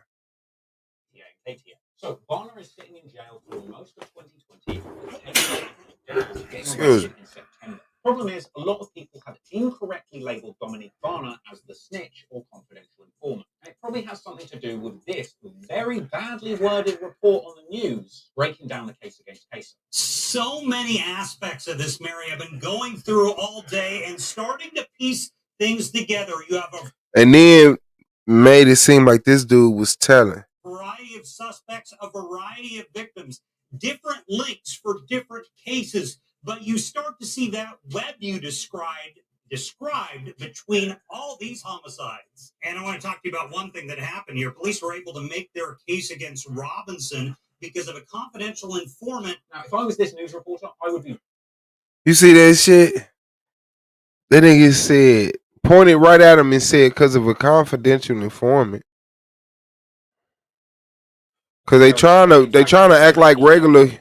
Because he points at a picture of Dominique Varner's face when he says confidential informant. This is the moment he fucked up. Because as a result, a lot of people on the internet think Dominique Varner is the confidential informant as a result of this clip. That is not correct.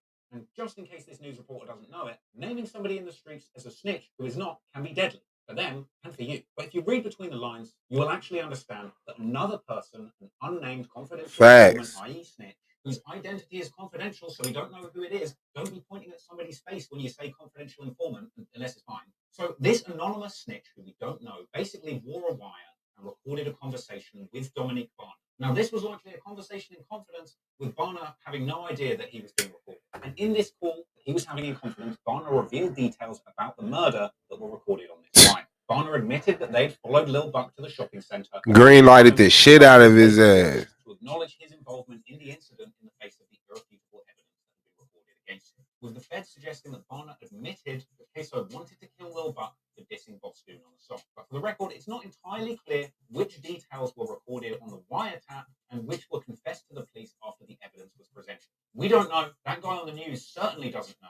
So just keep that in mind. So what we do know is that an unnamed snitch confidential informant was able to get the feds details on Dominique Barner's involvement, Queso's involvement, and Queso's dad's involvement.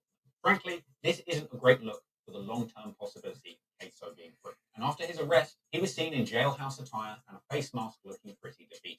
In fact, after Queso's arrest, the cops take an even closer look at the connection between the music and the violence. Now learning more about the arrest of a man in the fatal shooting of a 23-year-old No winning. earlier this year. And this arrest is starting to expose the tangled web of gang-related murders here in There's Jacksonville no in winning. the past 2 years. In fact, except for that one guy who wrongly labeled Dominique Barner as the confidential informant, the news actually went on to do a summary of the Queso case that was so good, they might as well have opened up a Jacksonville branch of Trap Law Inc. January 16th, 2019, rapper Willie Addison is killed. 5 others wounded in Spring Park. The victims had just left a rap music event at Paradise Gentlemen's Club on Bay Meadows Road.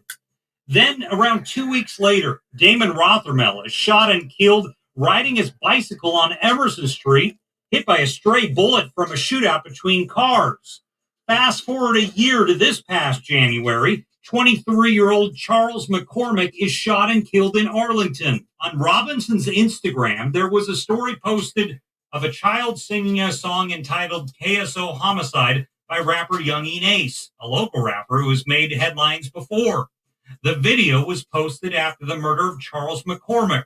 Also another story, which depicted Hakeem Robinson at a nail salon receiving a pedicure with the caption, "Kill a N-word, then go get my toes done." Hakeem Robinson is charged in the McCormick killing. Brought up a story involving him last year where there was an album released that by him, and the screen grab on the image of the album showed different homicide victims in the area.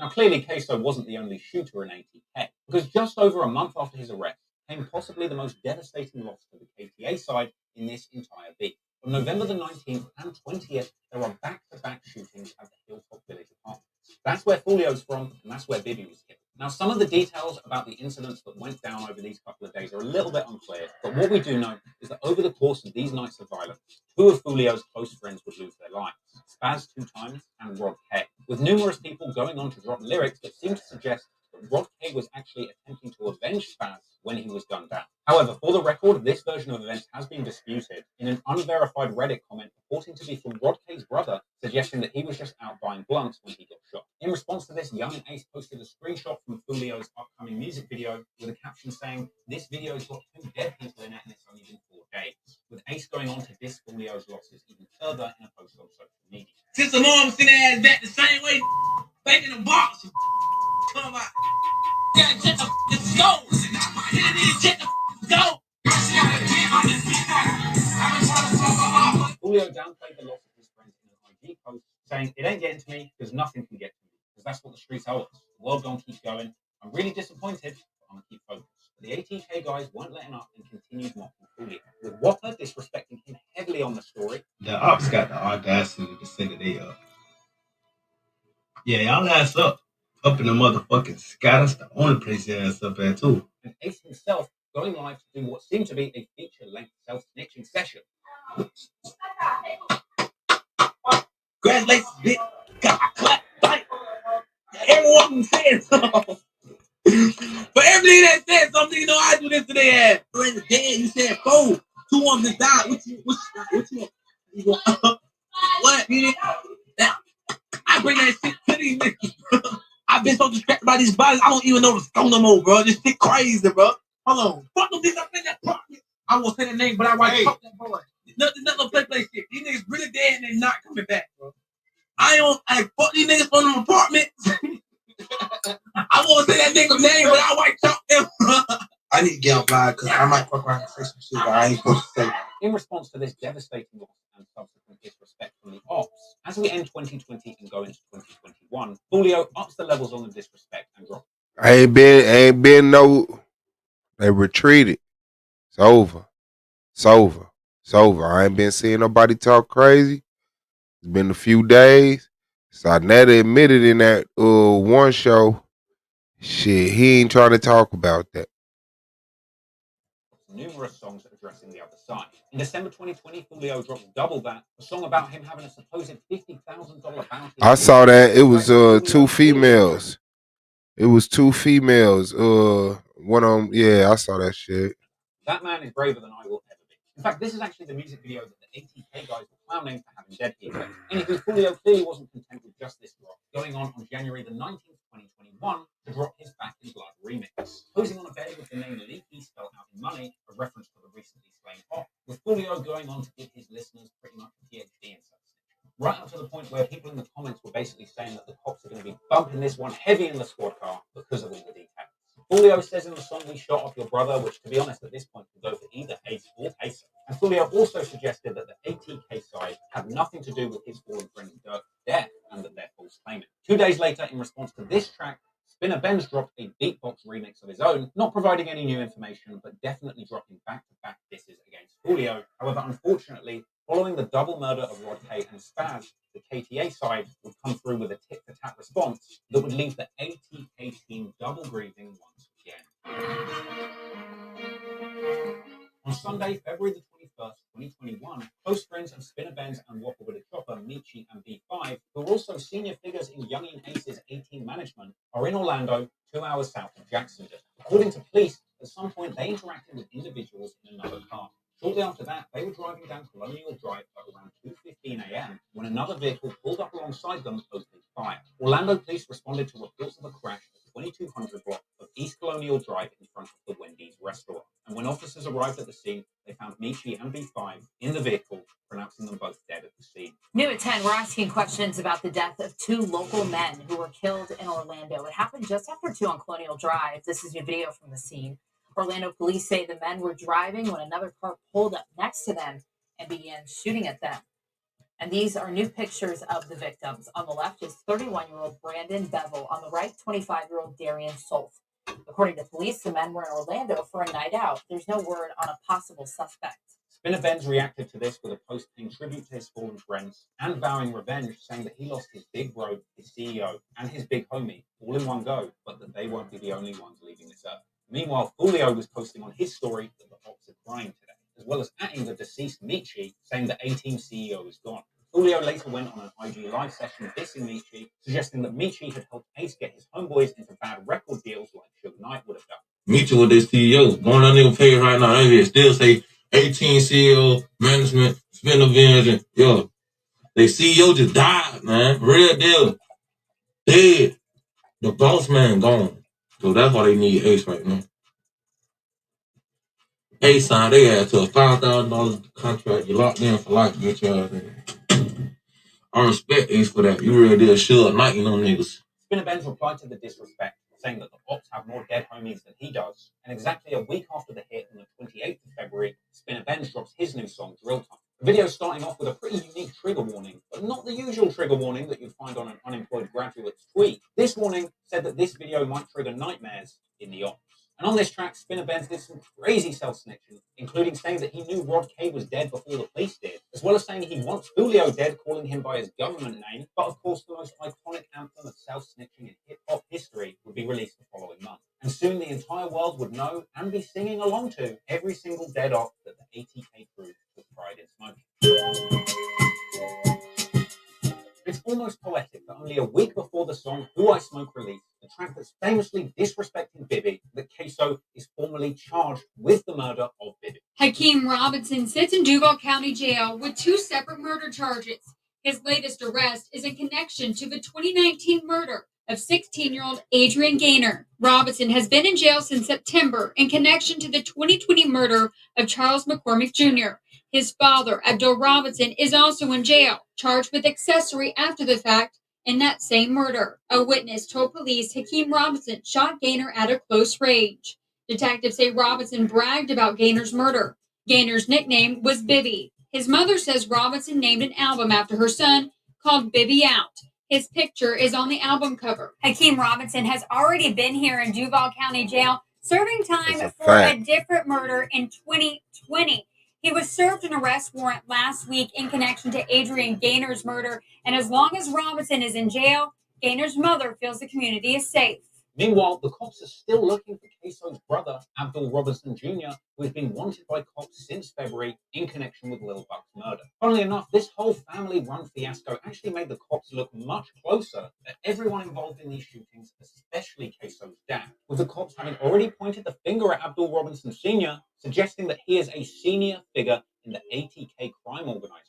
In a news conference last year, JSO says the Robinsons are part of a violent drug trafficking organization called ATK, also known as ACE's Top Killers. Police say the group consists of 9 people. Abdul Robinson is the leader. 9 people, potentially responsible for 15 murders that we know of, and who knows what else. As more evidence / self-snitching piled up, the cops continued expanding their investigation, further targeting ATK as a full-blown crime organization, going so far as to name Queso's dad as a 30-year Jacksonville crime family boss. Yeah, he's on a list of group of individuals who police say are in the ATK gang, ACE's Top Killers. Here he is, right here. There is this nigga old as hell. Says Abdul Robinson ran a crime family centered around drugs for decades. There's many names for ATK. ACE's Top Killers is one, but it's led by a man named Abdul Robinson, who's been a central crime figure in Jacksonville for probably the last 30 years plus. He added the pair, along with several others, could be connected to numerous unsolved murders in the city. In fact, ever since this info has come to light, throwback footage of Queso's dad running in the streets of Jacksonville has even emerged and begun circulating on YouTube. Anywho, with Queso and his family sat in jail royally fucked, the feud between ATK and KTA would continue in the streets, on songs, and weirdly, on Clubhouse. Because only 2 days before Who I Smoke released, on the 26th of March 2021, Ace and Fulio end up talking to each other directly in the same room on Clubhouse, with them apparently being joined by surviving members on both sides of the beef, including Zion Brown's sister, who ATK tried to kill twice. And this led to a pretty bizarre conversation that most fans of Jacksonville rap would have never imagined would happen. At one point, Fulio basically retells the story of a fight that he had with ATK's Lil Popper at a Jacksonville mall back in 2018, with Fulio arguing to Ace that he was fighting with Popper much longer than the video shows. I watched you grid, but this is. But no, you didn't. You probably had a pussy-ass YouTube video. That's it. The fuck. And then we were really fighting on, bro. We were really fighting longer than that. That nigga know that. I fought that man. We were fighting for at least 30 seconds to a minute. That's a long ass time. People don't know. Also in the call was apparently Lil Nine's brother, 23K, who was going off on Ace any opportunity that he had. Hey, Bit Nine, you think I don't know how to fight, Bit Nine? You Nah. don't know how to fight? Hey, bro, I would knock your shit out. Bro, I would beat the fuck out of you. Bit Nine. Y'all gonna get y'all ass shot. Hey, you gonna do that though, Fulio? Do what? Shot. Daddy, y'all sit up, man. You said I did what? TK. What? Oh, man, listen, but that's my brother for real, man. Hey, Bit Nine. Bro, what? Green ass nigga? Don't yell at me. Yeah, I know what type of nigga y'all live. Too, I swear to God, boy. Boy, you niggas funny. Bit Nine, hold on. Bit Nine. Stop yelling at me, bro. Real shit, bro. Nah, you gonna get sent up there. You thirsty, huh, Fulio? You better start yelling at me, boy. You gonna get sent up there. No, you better start yelling at me. I'm gonna get for the morning, boy. Send a nigga to meet that fucking man. What man? You want to find out? Yeah. That's not the same thing. I'll fuck with you, Bit Nine. I ain't gonna lie, bro. Yes, it is, bro. Even though you be talking shit, I'm on your ass. I fuck with you. You know, once again, for a split second, I was thinking, hey, maybe these guys will settle their beef on Clubhouse, have a nice little chit-chat and become friends. But of course, 2 days later, on the 28th of March, 2021, Youngin Ace, Spinner Benz, Waffle with the Chopper, and Fast Money Goon will drop their game-changing song, Who I Smoke. A track brutally dissing a whole bunch of ops, including Bibby, Tiki, Lil Nine, Lil PD, Trey D, and Rod K, with the song itself going insanely viral due to the Vanessa Carlton 1,000 Miles sample devilishly remixed to make their lyrics about smoking dead ops irresistibly catchy. Before you knew it, Who I Smoke had racked up millions of views, and the YouTube culture vulture community was circling, with countless reactions to the viral hit circulating online. I don't know why a song be sounding so fire when dissing the niggas you killed. Like, I don't know what it is. He said he smoked Trey D or something like that. I'm like, I was with the Avril Lavigne. I was hitting the Carlton. Then as soon as I'm sorry. Who this nigga right here? I don't know this nigga, but this nigga look like he actually did the murder. I ain't gonna lie to you. Boy, the white girl and me just came out. That's how every black nigga be cleaning their house up listening to this shit. I be in the kitchen with some socks on, doing the moonwalk, all kind of shit. You know the shit official if he do the famous point. If I could find Spirit Fingers, bring it on. Hey, don't act like I'm the only nigga in here that watched Bring It On before, bro. Fuck up out of here. All y'all niggas have seen Bring It On. Now, it's bad enough grieving your deceased loved ones without the entire internet singing that they're smoking. And naturally, Who I Smoke was very upsetting for Foolio to hear. In response to that song, Foolio immediately took to IG, showing fans that he had quickly pulled up to the ATK hood of Melvin Park, defacing the sign, writing things like fuck 23, fuck Ace, and RIP Rod K on it, as well as claiming that Ace's old hood belongs to him now. The big BS shit, niggas our hood right now. Our hood right now. Nigga, we pull up to the auction, this our shit now. Nigga drop this, nigga. Pop y'all bitch ass out. We pop that another nigga shit all in the park. Nigga, this our shit. Nigga. No doubt, we all through this bitch. Smoking big Keith, smoking big 23, smoking Mito, Melvin, all that shit. Nigga tripping, man. While he was there, Foolio even gave out dollar bills to the local kids on a 6ix9ine ticket. Real. We at Melvin, man. That love dollar, bro. I appreciate that, you hear me? $1,000 for you.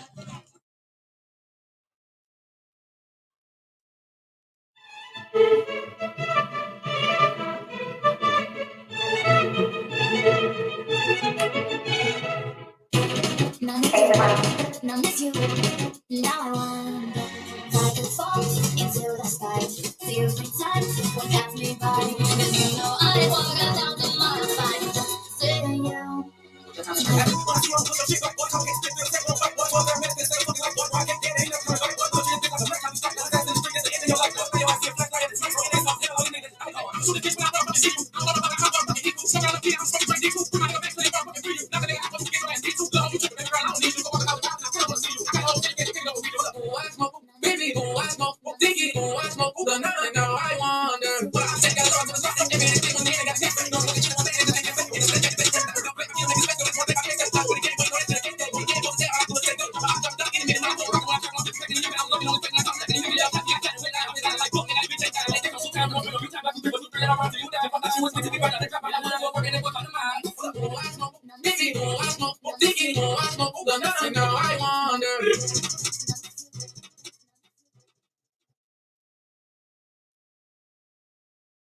Cover one, huh? Hey, love. Jay. Huh? That diamonds? Yeah, these diamonds. Huh, huh? Y'all $1? Huh? But Foolio was really in Melvin Park to record a music video for his beatbox remix along with Kojak. Spending enough time on the op block to record an entire music video with enough time to spare at the end to kick back and chill on the swing set before briefly showing off the face of the cameraman who enabled all of this disrespect, surely marking him for death. Swing in a minute, so we came to the op block and did it. Nope.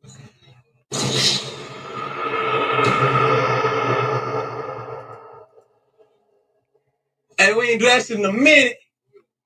We came to the op block and did it. Nigga, we out there, bitch, lit in the city. Foolio and Kojak dropped their beatbox remix song a few days later, and the comments for that video were pretty hilarious.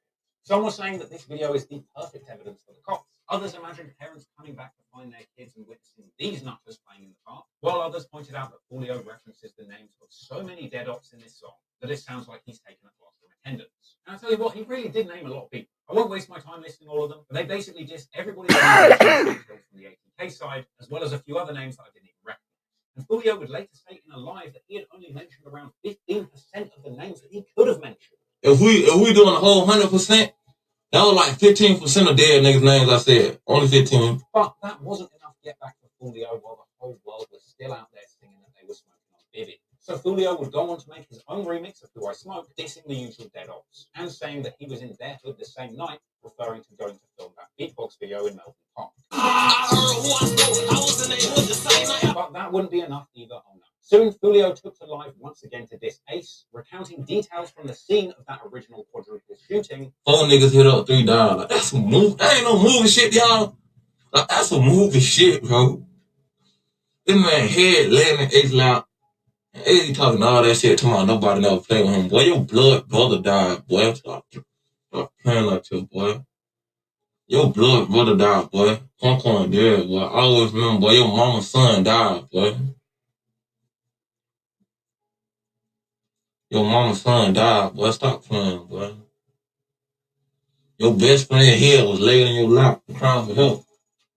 Fuck, nigga. Julio then went on to list all of the dead people he is smoking on once again. And forget the classroom roll call, because this time Julio called out more names than the goddamn credits of Saving Private Ryan. Meechy, Leaky, Shug, Apple Fool, Corbin, Spaz, motherfucking Prosper, Tate, Desi, J5, Big David, 23, 4 times, 2 times, Rollo, motherfucking Eldridge, motherfucking Lympha, motherfucking A, man, Bando, Amp, man, I fuck a lot of dead niggas, man. Them niggas keep me going, man. Real shit, I wake up, them niggas keep me going, man. Hey, there's so many of them niggas, I be sometimes, I swear to God, no funny shit, I be forgetting some of them niggas dead. Corn, and I ain't talking about corn, I'm talking about the other corn. Corn, damn corn.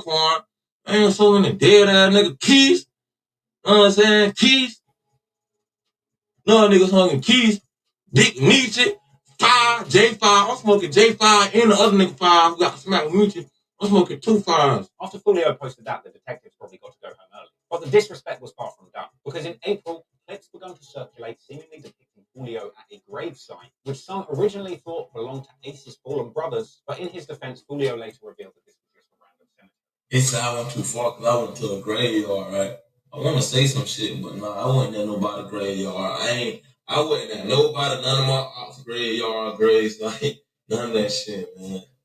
I want to know who came up with that shit in their head and said Julio and his shit. I ain't do that shit. However, even if it wasn't a real gravesite, Julio was not holding back on the disrespect. Later that day, posting jaw-dropping clips of him driving around with pictures of the 3 people who died in that quadruple shooting, showing whole new levels of disrespect. I don't know about when them niggas was in the car with Ace and all that shit, how that shit went down, but listen, call with me, they gonna be safe, nigga. Safety first, nigga. Keep your seatbelt on, buckle up, nigga. Fuck. Y'all ain't lacking in this car. You ain't gonna go down like that in this car, man. Scoot over, what are you doing? The fuck 23 hold, man. Come on, man. Y'all being some badass kids, man. Come on, man. Now, this turns out this was all for the song and music video for When I See You, the direct response to Who I Smoke. Released on the 23rd of April 2021, When I See You is so disrespectful that unlike Who I Smoke, which credited the song's producer and video's director, I assume, marking them both for certain death, When I See You has absolutely no credits. This thing is so disrespectful that understandably nobody wants to be affiliated with it. Producer, director, runner, fluffer. There's one guy holding up the picture of the 3 murdered friends, and even he's got the good sense to keep his face covered. Hell, whatever print shop made that A2 poster for Julio probably got spun the next day too. In the track, Julio disses numerous dead ops, but with a particularly harsh focus on Ace's blood brother Quan and 23, who were killed in that car shooting with Ace. With Julio ending the song with a fitting response to everybody out there who was still singing Who I Smoke, Baby, with Julio reminding everybody Rollo died with his heat, speaking on Baby. When I See You blew up with the same energy of Who I Smoke, getting around 2 million views in 2 days and continuing to rack up millions of views as we speak. In fact, the video was doing so well, Julio even went on live to flex his YouTube analytics, showing that this song was his biggest 48-hour debut on the platform. This notification part right here say nice.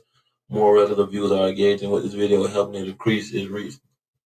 Then they sent me another notification. They sent me this. Shit, that video did so well, I'm surprised YouTube didn't send Julio that coveted message. Wow, the ops are clicking on this video and watching it longer than usual. You should reflect on which op packs get the best engagement when smoked so that you can more effectively diss the dead for clout.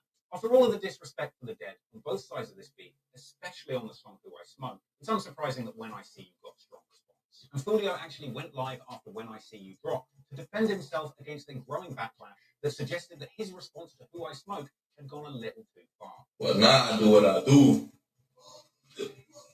Now I go too far. Now I'm going too far. Nigga was just shaking their ass and who they smoke, that and that. It was not about the name. I'm not going niggas. Everybody mad. Everybody got frown faces. Oh, he going too far. He went too far. He got a poster print up, man. So like, y'all niggas. Oh man, rest up, man. Hey, listen, rest up, Rod T, man. Rest up, Billy, man. Rest up, Tree. Nigga was just this. Now my dog, not my turn. Not even fuck niggas, man. Oh, he riding away. He the fuck. And he can't get them niggas back. Ain't fuck niggas went to a funeral last pussy ass nigga. He was dishing on me.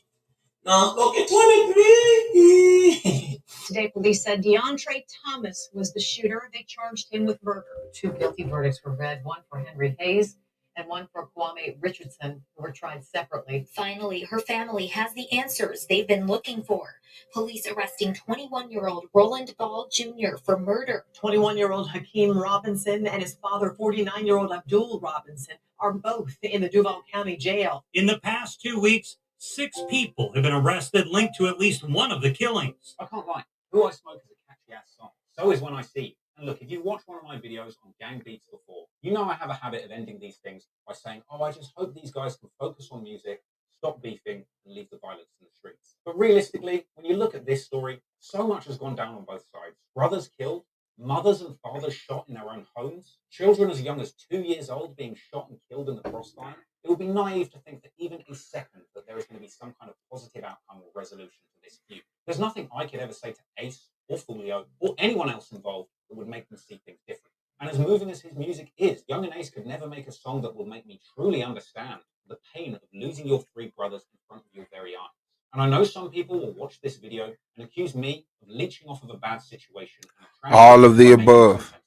But the reality is, there's very little any of our words can do to calm the tensions of these 2 groups of warring men. Too much blood has been shed on both sides to think that there would ever be any kind of amicable resolution. The next best thing I think that we can do is just take a step back and take a mature look at the situation to try and understand why everyone involved in this story was driven to act so viciously, so that the next generation of young men coming up in a place like Jacksonville or any city that's dangerous and disadvantaged can know the real consequences of being involved in this life. Perhaps there's some young people out there who really don't have the guidance in their life to tell them that recording a song or a social media clip saying that you're smoking a dead person or that you're going to smoke somebody could lead to your life being cut short early. Because despite being a catchy viral hit, the song Who I Smoke is really just about tragedy after tragedy. And all the peoples whose names that they're singing they smoke are real people with real families who miss them. This beef is particularly heartless.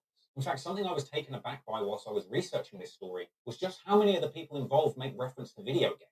I've heard numerous people joking in this beef that the ops lost a Fortnite battle, that they're getting kills like it's Warzone, or that somebody got wasted like it's GTA. That might sound like a funny diss in the moment, Thank but you, some of these Melinda. kids are really treating their lives like a video game. I'm not trying to be funny when I say that when they get killed, they don't respawn. When they get arrested, they don't walk out of the police station $500 lighter with none of the weapons they came in. The mothers and fathers of the men who died in this deadly gang war are still grieving every day. Whether it's Queso putting a picture of him smoking the Dead Ops on his album cover, or the ATK boys dressing up in golf clothes and singing the names of who they smoke over a funny beat, this shit has got to stop. So I hope you found this video and this story interesting, but more importantly, I hope it's given you a better understanding of the reality behind some of the words in these songs. And in future, maybe think twice before you say you're smoking on Bibby or Tuka or Duck, and spare a thought for the brothers, sisters, the mothers, or even the children of the people you're saying that you're smoking in these songs. Because I know for a fact, you won't want somebody saying that they're smoking you or one of your loved ones. Thanks so much for listening. I really appreciate your time. And until next time, peace out. Till next time. Peace out. Yeah, man. Heavy shit. Heavy shit. Heavy shit. Link being pinned up there, man. Y'all could have jumped on, whatever. He got a few more. I think we made it through that one without turning on each other. He got one about King Von. Y'all don't know about King Von, rapper coming up out of Chicago. End up getting signed to Lil Durk. And yeah, the old block, Tukaville, a lot of that stuff is real heavy. Real heavy.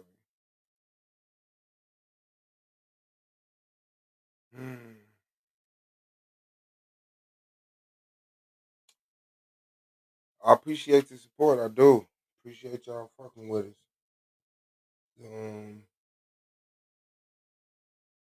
Yeah.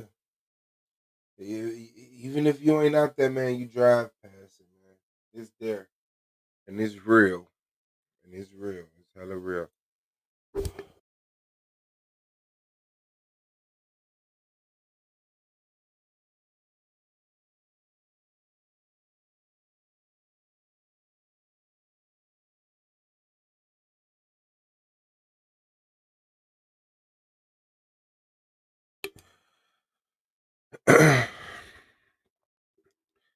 Say, who was Onk's crackpot? That was interesting and disturbing. Thanks for showing the video. Yeah.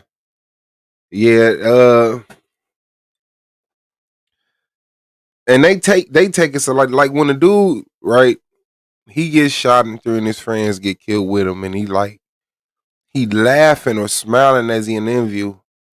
And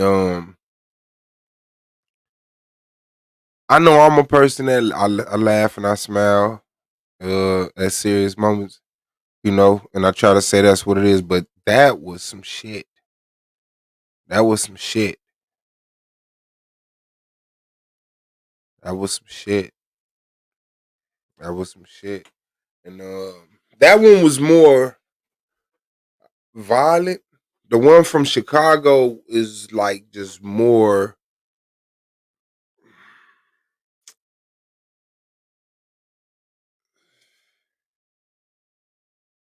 It's just the one from the city is you know,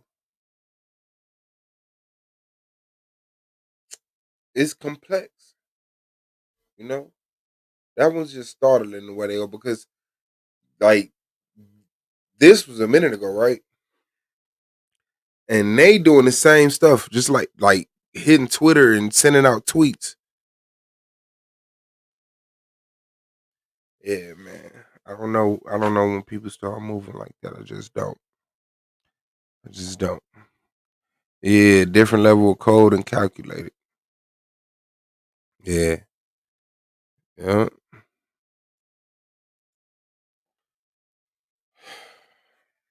It's just hardening, but it is out there, man.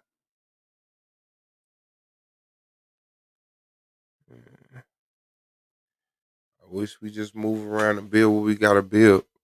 That's real talk. I got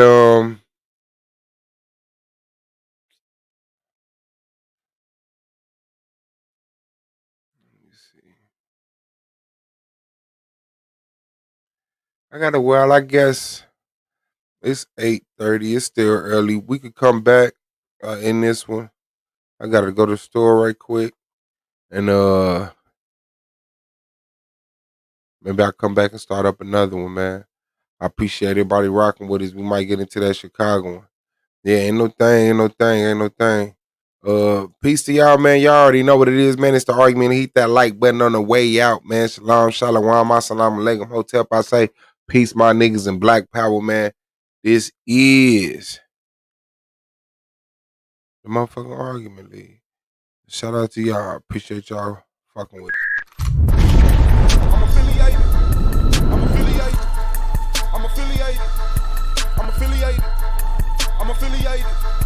I'm affiliated.